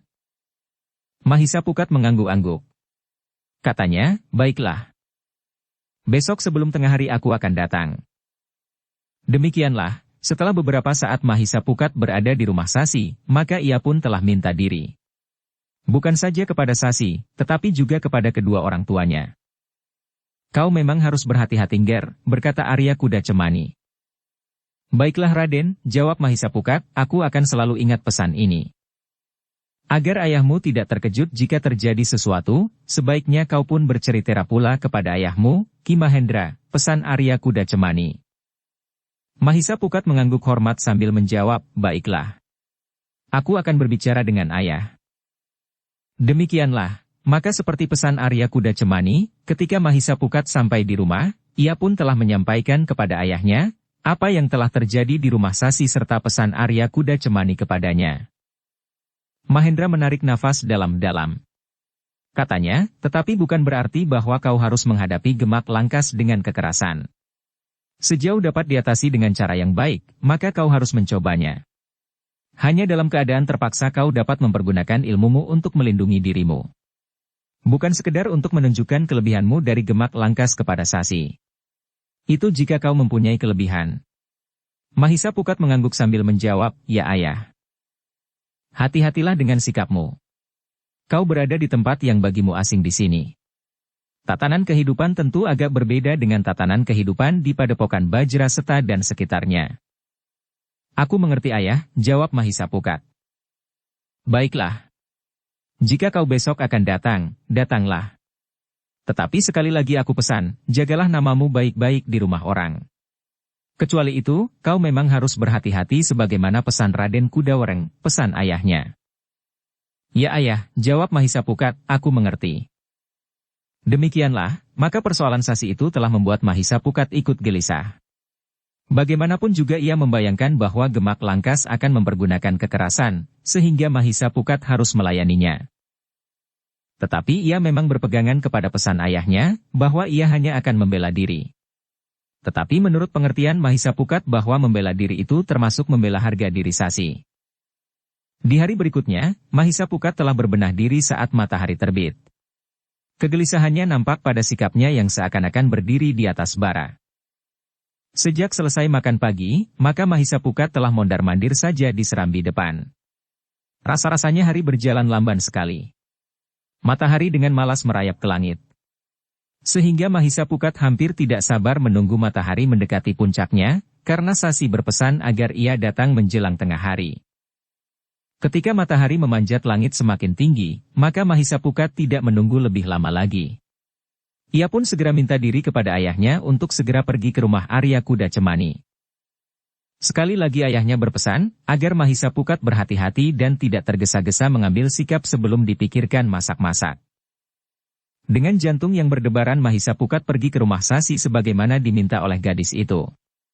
Namun ia pun berharap bahwa ia akan benar-benar dapat bertemu dengan Gemak Langkas.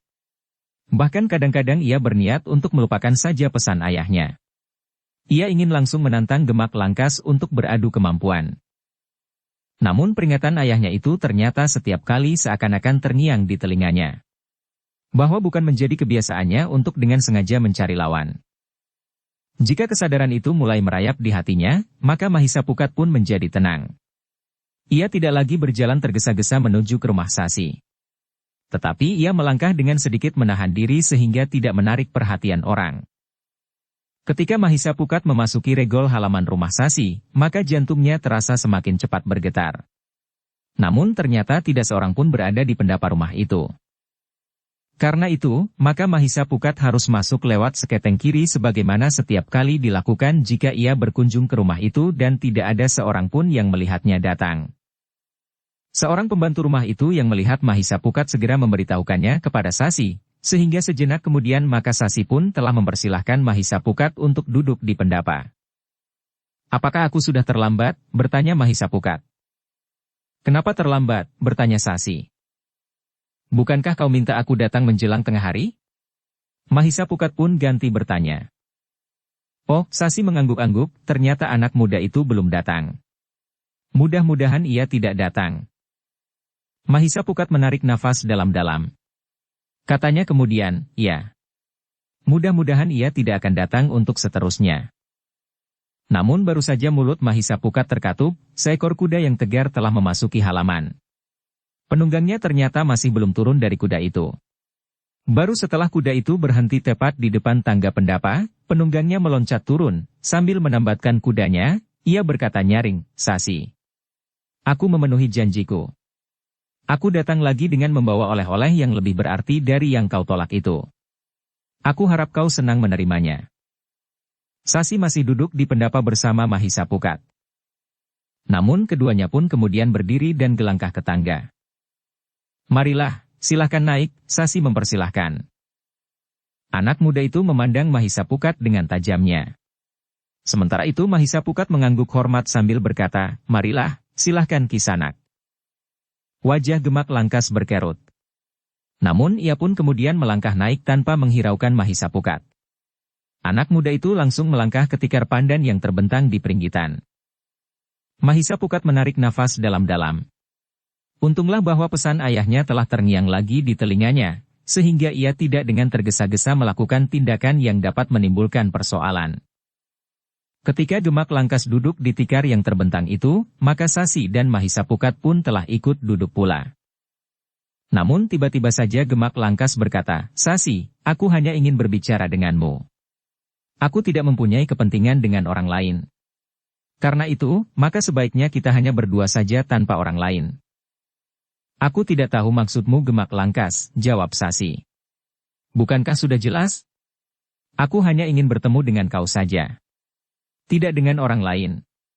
Karena itu, jika di sini ada orang lain, aku minta orang lain itu menyingkir saja," berkata Gemak Langkas tegas. "Jadi maksudmu, kau minta untuk mengusir tamuku?" bertanya Sasi. "Aku hanya mengatakan, aku hanya ingin bertemu dengan kau seorang diri." "Terserah caramu, aku tidak akan menentukannya," berkata Gemak Langkas kemudian. Namun Sasi menjawab, "Tidak Gemak Langkas. Aku tidak dapat mengusir tamuku, siapapun orang itu. Jika seseorang datang kepadaku dengan maksud baik, maka aku akan menerimanya dan menemuinya sebagai seorang tamu. Ayah dan ibuku mengajar aku, agar aku menghormati tamu-tamuku sepanjang ia tidak berniat berbuat kurang baik. Wajah Gemak Langkas menjadi merah. Sementara itu Mahisa Pukat masih berdiam diri. Ia justru tertarik mendengarkan pembicaraan antara Gemak Langkas dengan Sasi. Sasi, berkata Gemak Langkas kemudian, kau yang mempunyai rumah ini. Karena itu, kau yang mempunyai wewenang untuk mengusir seseorang dari rumah ini. Tentu bukan aku. Karena itu sekali lagi aku minta, biarlah kita berbicara berdua saja. Aku tidak senang ada orang lain yang tentu hanya akan mengganggu saja. Tetapi sekali lagi jawaban Sasi mengejutkan, Gemak Langkas. Memang bukan kewajiban kami untuk membuat kau senang. Terserah kepadamu, apakah kau senang atau tidak. Tetapi aku tidak pantas mengusir seorang tamu yang datang dengan niat baik kepadaku. Karena itu maka aku juga tidak mengusirmu seandainya tamuku yang datang lebih dahulu berkata sebagaimana yang kau katakan. Telinga Gemak Langkas memang menjadi panas. Bahkan ia seakan-akan telah kehilangan kekang atas dirinya. Karena itu, maka katanya, baiklah. Jika kau tidak mau mengusirnya, aku yang akan mengusir orang itu. Kau tidak berhak melakukannya, Gemak Langkas. Rumah ini bukan rumahku. Bukankah kau sendiri telah mengatakannya, desis Sasi. Sejenak Gemak Langkas justru terbungkam. Namun kemudian katanya, aku tidak mau menerima perlakuan ini. Aku akan pergi saja. Oleh-oleh yang aku bawa akan aku bawa pulang. Pada kesempatan lain aku akan memberikan kepadamu. Tetapi pada kesempatan lain pula, aku akan membuat perhitungan dengan orang ini. Namun yang dicemaskan Mahisa Pukat itu pun memang terjadi. Ketika di sore hari Mahisa Pukat sedang berjalan menuju ke rumah Sasi, maka tiba-tiba saja seekor kuda yang tegar berlari kencang menyambarnya. Sebenarnya Mahisa Pukat telah berusaha menepi. Namun kuda itu sengaja berlari menepi pula. Bahkan kemudian tangan penunggangnya seakan-akan dengan sengaja menyambar kepalanya demikian kerasnya. Untunglah bahwa Mahisa Pukat selalu berhati-hati menghadapi kesulitan yang tiba-tiba datang. Ketika ia melihat Gemak Langkas berada di punggung kuda yang berlari kencang, maka ia sudah bersiap menghadapi kemungkinan buruk itu. Karena itu, ketika kuda itu menyambarnya dengan kecepatan tinggi, maka Mahisa Pukat pun dengan tangkas pula meloncat menghindar. Dengan kecepatan melampaui kecepatan lari kuda itu, Mahisa Pukat berhasil meloncat parit di pinggir jalan itu dan tegak berdiri di atas tanggul di seberang parit yang cukup lebar itu. Beberapa orang perempuan yang melihatnya terpekik kecil. Namun mereka pun menarik nafas panjang serta mengusap dadanya sambil berkata, untunglah, anak itu sempat menghindar. Jika tidak, maka ia akan dapat terlempar jatuh dan terluka. Apalagi jika kaki kuda itu menginjaknya. Sementara itu, Gemak Langkas yang sempat berpaling dan melihat Mahisa Pukat berdiri di tanggul seberang parit, telah mengumpat kasar. Kenapa anak iblis itu tidak terlempar, geramnya. Namun Gemak Langkas tidak kembali. Ia melarikan kudanya semakin cepat dan hilang di kelok jalan. Mahisa Pukat pun menarik nafas panjang pula. Bagaimanapun juga terasa debar jantungnya semakin cepat. Namun ia pun kemudian telah melanjutkan perjalanan menuju ke rumah Sasi. Ketika ia menceritakan peristiwa itu kepada Sasi, maka Sasi pun berkata, kau memang harus berhati-hati. Apalagi ia tidak sendiri. Ya, jawab Mahisa Pukat. Namun katanya pula, jika ia mempunyai latar belakang kehidupan di sebuah padepokan, maka aku pun seorang penghuni padepokan pula. Tetapi di sini kau sendiri, berkata Sasi. Tentu tidak, jawab Mahisa Pukat, jika aku berada di pihak yang benar maka paugeran dan tatanan yang berlaku akan melindungi aku. Sasi mengangguk kecil. Katanya, tetapi menghadapi seseorang seperti Gemak Langkas, tatanan dan paugeran sering terlambat melindungi seseorang. Ya, sahut Mahisa Pukat. Namun katanya, tetapi aku juga membawa pedang. Sasi menarik nafas dalam-dalam. Jika ia terlalu mencemaskan Mahisa Pukat, maka Mahisa Pukat justru akan dapat tersinggung karenanya. Karena itu, maka Sasi pun tidak lagi mempertanyakan apa yang telah terjadi. Tetapi bagi Mahisa Pukat sendiri, peristiwa itu merupakan peringatan baginya, agar ia menjadi semakin berhati-hati menghadapi anak muda itu. Ketika Mahisa Pukat kemudian minta diri untuk kembali ke tempat tinggal ayahnya di bagian belakang istana, maka ia minta Sasi menceritakan hal itu kepada ayahnya. Jika terjadi sesuatu, maka ayahmu telah mengetahui persoalan yang sebenarnya, berkata Mahisa Pukat. Aku akan mengatakannya, sahut Sasi. Ketika kemudian Mahisa Pukat berjalan pulang, maka ia menjadi semakin berhati-hati. Jika ia berpapasan dengan seorang yang duduk di atas punggung kuda, maka ia pun memperhatikan orang itu dengan baik. Apakah orang itu Gemak Langkas atau orang lain sekalipun yang memperhatikannya berlebihan? Jantung Mahisa Pukat memang berdesir ketika ia melihat Gemak Langkas duduk di atas punggung kudanya. Tetapi kuda itu berhenti seakan-akan memang menunggunya di pinggir jalan. Mahisa Pukat tidak dapat berhenti dan melangkah kembali. Apalagi darah mudanya yang memang cepat menjadi panas jika persoalannya menyangkut Sasi. Karena itu, maka Mahisa Pukat pun melangkah terus dengan langkah yang pasti. Ketika Mahisa Pukat melangkah lewat di depan Gemak Langkas yang duduk di atas punggung kudanya, maka Mahisa Pukat sama sekali tidak menunjukkan perubahan langkahnya. Ia berjalan saja seakan-akan tidak menghiraukan sama sekali kehadiran Gemak Langkas itu. Melihat sikap itu hati Gemak Langkas menjadi semakin panas. Namun ia pun masih tetap menahan diri. Bahkan Gemak Langkas itu pun tersenyum sambil berkata, "Hi, bukankah kau yang bernama Mahisa Pukat?" Mahisa Pukat memang berhenti. Sambil berputar ke arah Gemak Langkas, Mahisa Pukat pun menjawab, "Ya, aku Mahisa Pukat." "Kau yang bertemu dengan aku di rumah Sasi?" bertanya Gemak Langkas itu pula. "Ya. Kau masih ingat? Aku juga yang dengan sengaja kau sambar dengan kudamu tadi?" "Kau masih ingat?" bertanya Mahisa Pukat. Telinga Gemak Langkas menjadi merah. Tetapi ia masih menahan diri. Sambil tersenyum ia berkata, "Ya. Aku masih ingat." Mahisa Pukat mengangguk-angguk, katanya, "Nah, sekarang kau agaknya sengaja menunggu aku. Apa maumu?" "Aku hanya ingin bertanya, apakah kau memang laki-laki sejati atau sekedar seorang yang menyandarkan diri para perlindungan orang lain?" Mahisa Pukat justru tertawa. Katanya, "Aku tahu maksudmu. Kau akan menantang aku? Jadi kau masih menganggap bahwa untuk mendapatkan seorang gadis, laki-laki harus berani berkelahi. Tetapi apakah perkelahian itu akan dapat merubah perasaan seorang gadis? Jika dua orang anak muda berkelahi, maka dengan sendirinya gadis itu akan memilih yang menang dari keduanya?"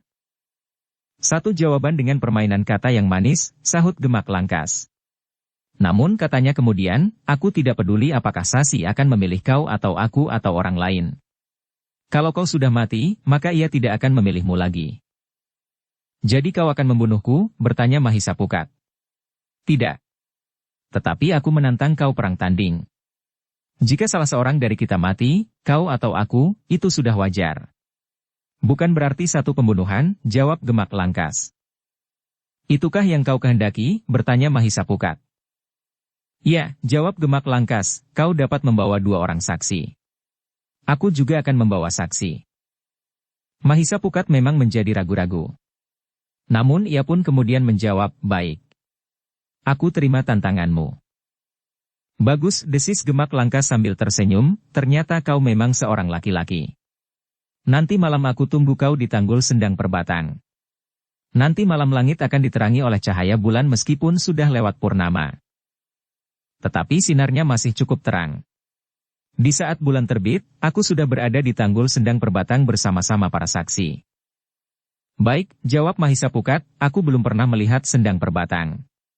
Tetapi aku akan membawa seorang saksi yang akan dapat mengantarku ke sana." "Bagus," berkata Gemak Langkas kemudian, "jangan ingkar janji. Aku sudah terlanjur menganggapmu laki-laki sejati." Gemak Langkas tidak menunggu jawaban Mahisa Pukat. Ia pun segera memacu kudanya meninggalkan Mahisa Pukat yang berdiri termangu-mangu. Namun akhirnya Mahisa Pukat telah kembali lagi ke rumah Sasi. Ia telah mengabarkan rencana perang tanding itu kepada ayah Sasi. Dengan demikian, maka Arya Kuda Cemani itu mengetahui apa yang terjadi. "Baiklah," berkata Arya Kuda Cemani, "aku akan menjadi saksi pula dalam perang tanding itu. Bawa ayahmu. Ia juga akan dapat menjadi saksi."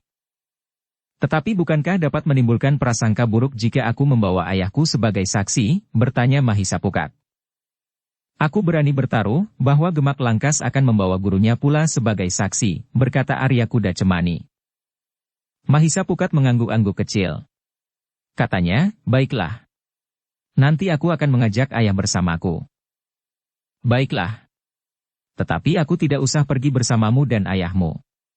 Aku akan pergi sendiri. Kita akan bertemu di Tanggul Sendang Perbatang, berkata ayah Sasi. Tetapi aku belum tahu di mana letak Sendang Perbatang, desis Mahisa Pukat. Ayahmu sudah lebih lama berada di sini.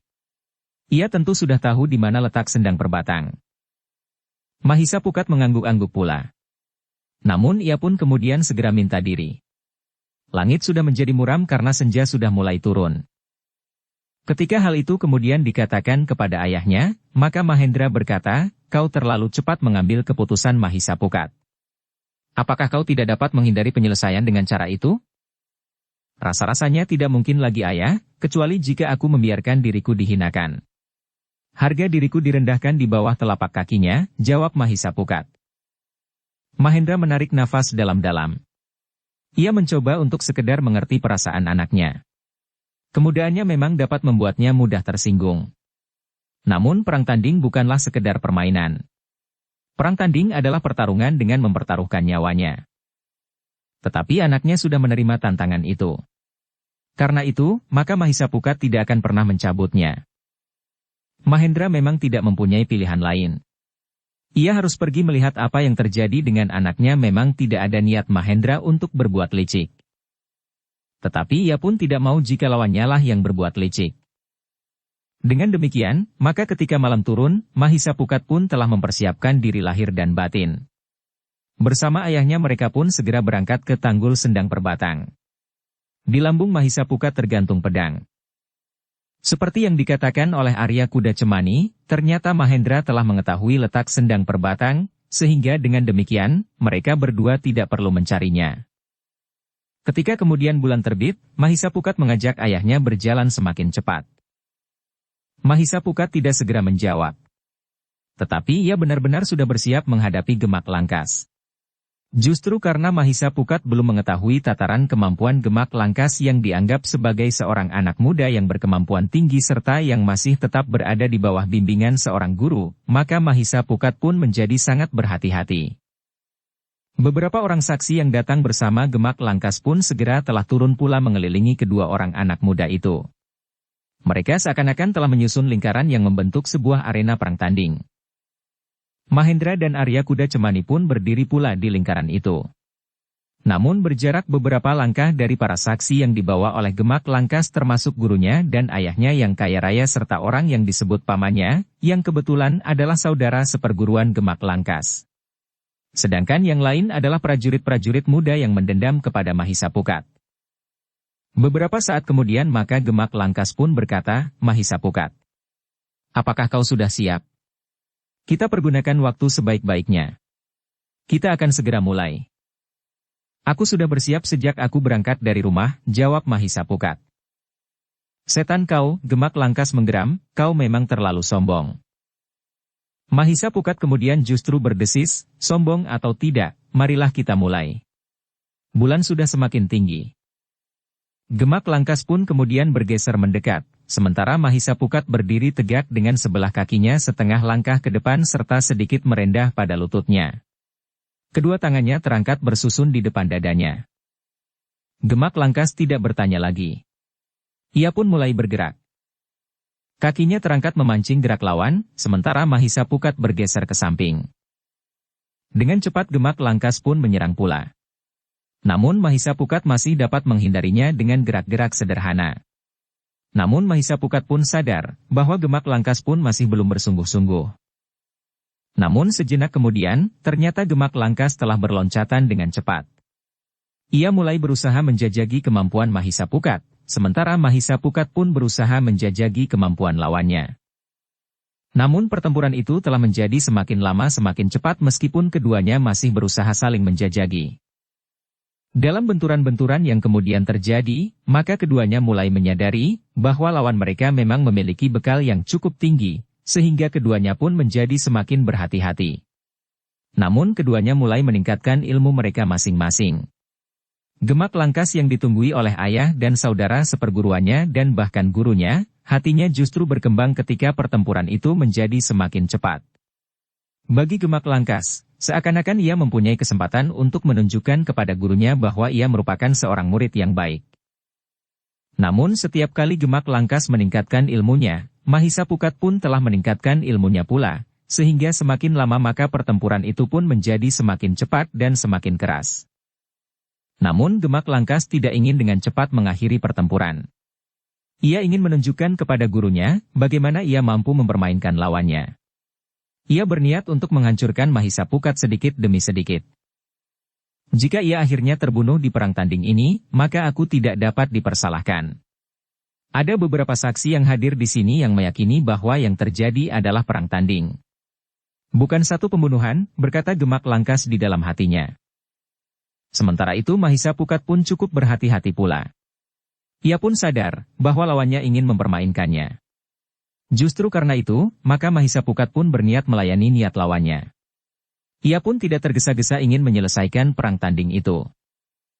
Namun, karena Gemak Langkas masih belum merasa mengatasi ilmu lawannya, maka ia pun masih saja semakin meningkatkan ilmunya. Tetapi dalam pada itu, Mahisa Pukat pun telah meningkatkannya pula. Selapis demi selapis sebagaimana dilakukan oleh Gemak Langkas. Yang menjadi gelisah lebih dahulu adalah justru Gemak Langkas. Ketika ilmunya sudah memanjat semakin tinggi, tetapi rasa-rasanya lawannya masih saja mampu mengimbanginya tanpa kesulitan. Jika kecepatan gerak Gemak Langkas meningkat, Mahisa Pukat pun telah meningkatkan kecepatan geraknya. Demikian pula kekuatan dan kemampuan ilmunya. Sehingga seakan-akan apapun yang dilakukan oleh Gemak Langkas, Mahisa Pukat mampu melakukannya pula. Dalam pada itu, saudara seperguruan Gemak Langkas dan bahkan gurunya menyaksikan pertempuran itu dengan hati yang berdebar-debar. Demikian pula ayahnya yang semula selalu membanggakan anaknya yang dianggapnya telah menyerap ilmu yang tinggi dari perguruannya, karena ayahnya telah mengeluarkan biaya yang cukup banyak. Sementara itu, Mahisa Pukat justru mulai dapat menduga kemampuan lawannya.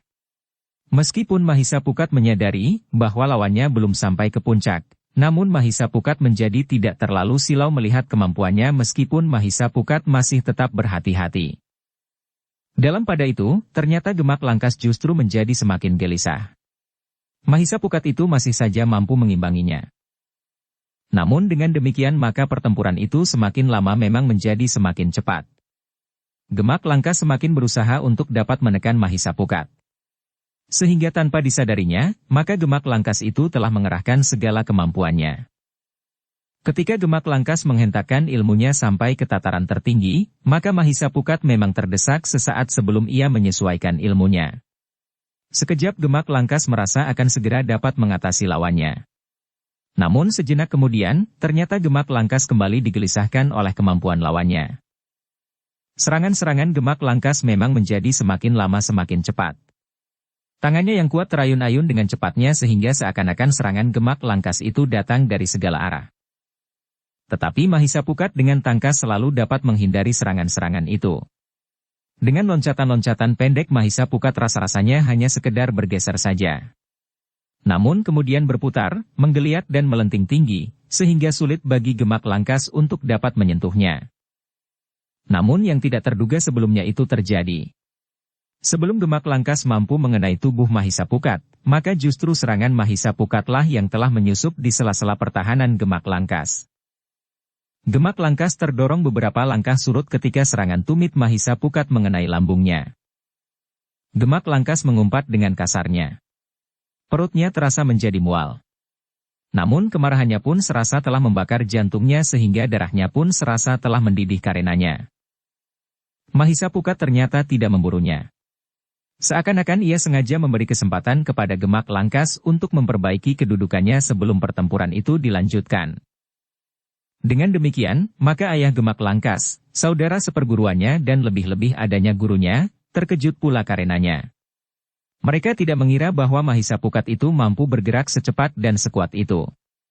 Ketika mereka melihat Mahisa Pukat terdesak, mereka sudah memastikan bahwa Gemak Langkas akan segera dapat mengakhiri pertempuran itu. Namun ternyata bahwa yang terjadi kemudian adalah sebaliknya. Justru Mahisa Pukatlah yang telah mengenai lambung Gemak Langkas. Tetapi itu belum merupakan akhir dari segala-segalanya, berkata guru Gemak Langkas di dalam hatinya. Ternyata bahwa lambungnya yang mual dan sakit itu telah memberinya peringatan bahwa lawannya memang memiliki ilmu yang tinggi. Setidak-tidaknya tidak berada di bawah ilmu Gemak Langkas itu sendiri.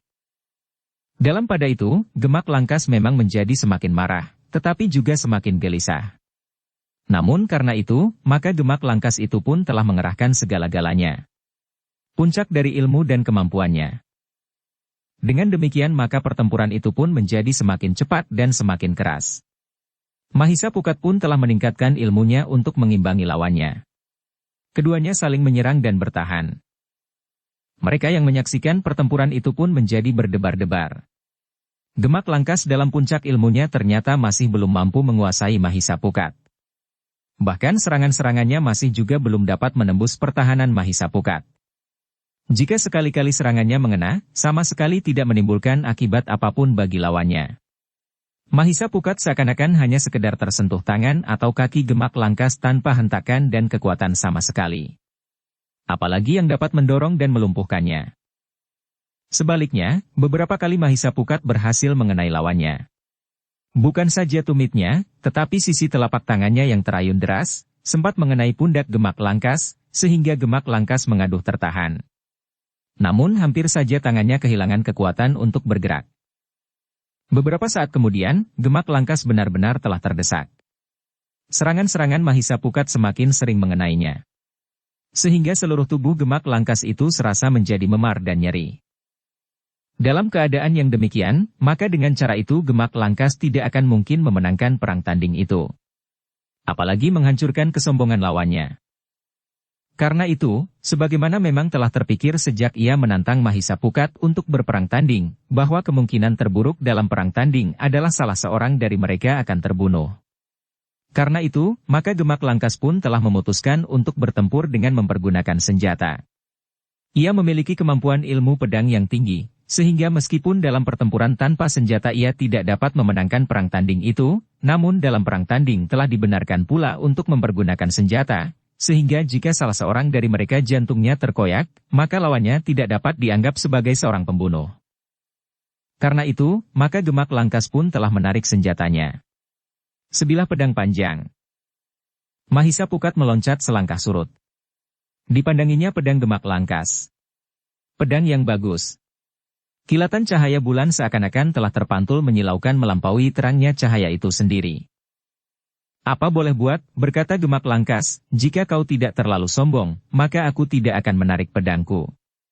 Pedang yang terbuat dari baja putih pilihan yang tajamnya melampaui 7 kali tajamnya walat peringgulung. Mahisa Pukat tidak segera menjawab. Ia memang melihat pedang Gemak Langkas adalah pedang yang baik. Namun Mahisa Pukat sama sekali tidak menjadi heran melihat daun pedang yang terbuat dari baja putih itu. Bersambung ke bab 166. Dukung kami dengan subscribe, follow, like, komen dan share. Terima kasih.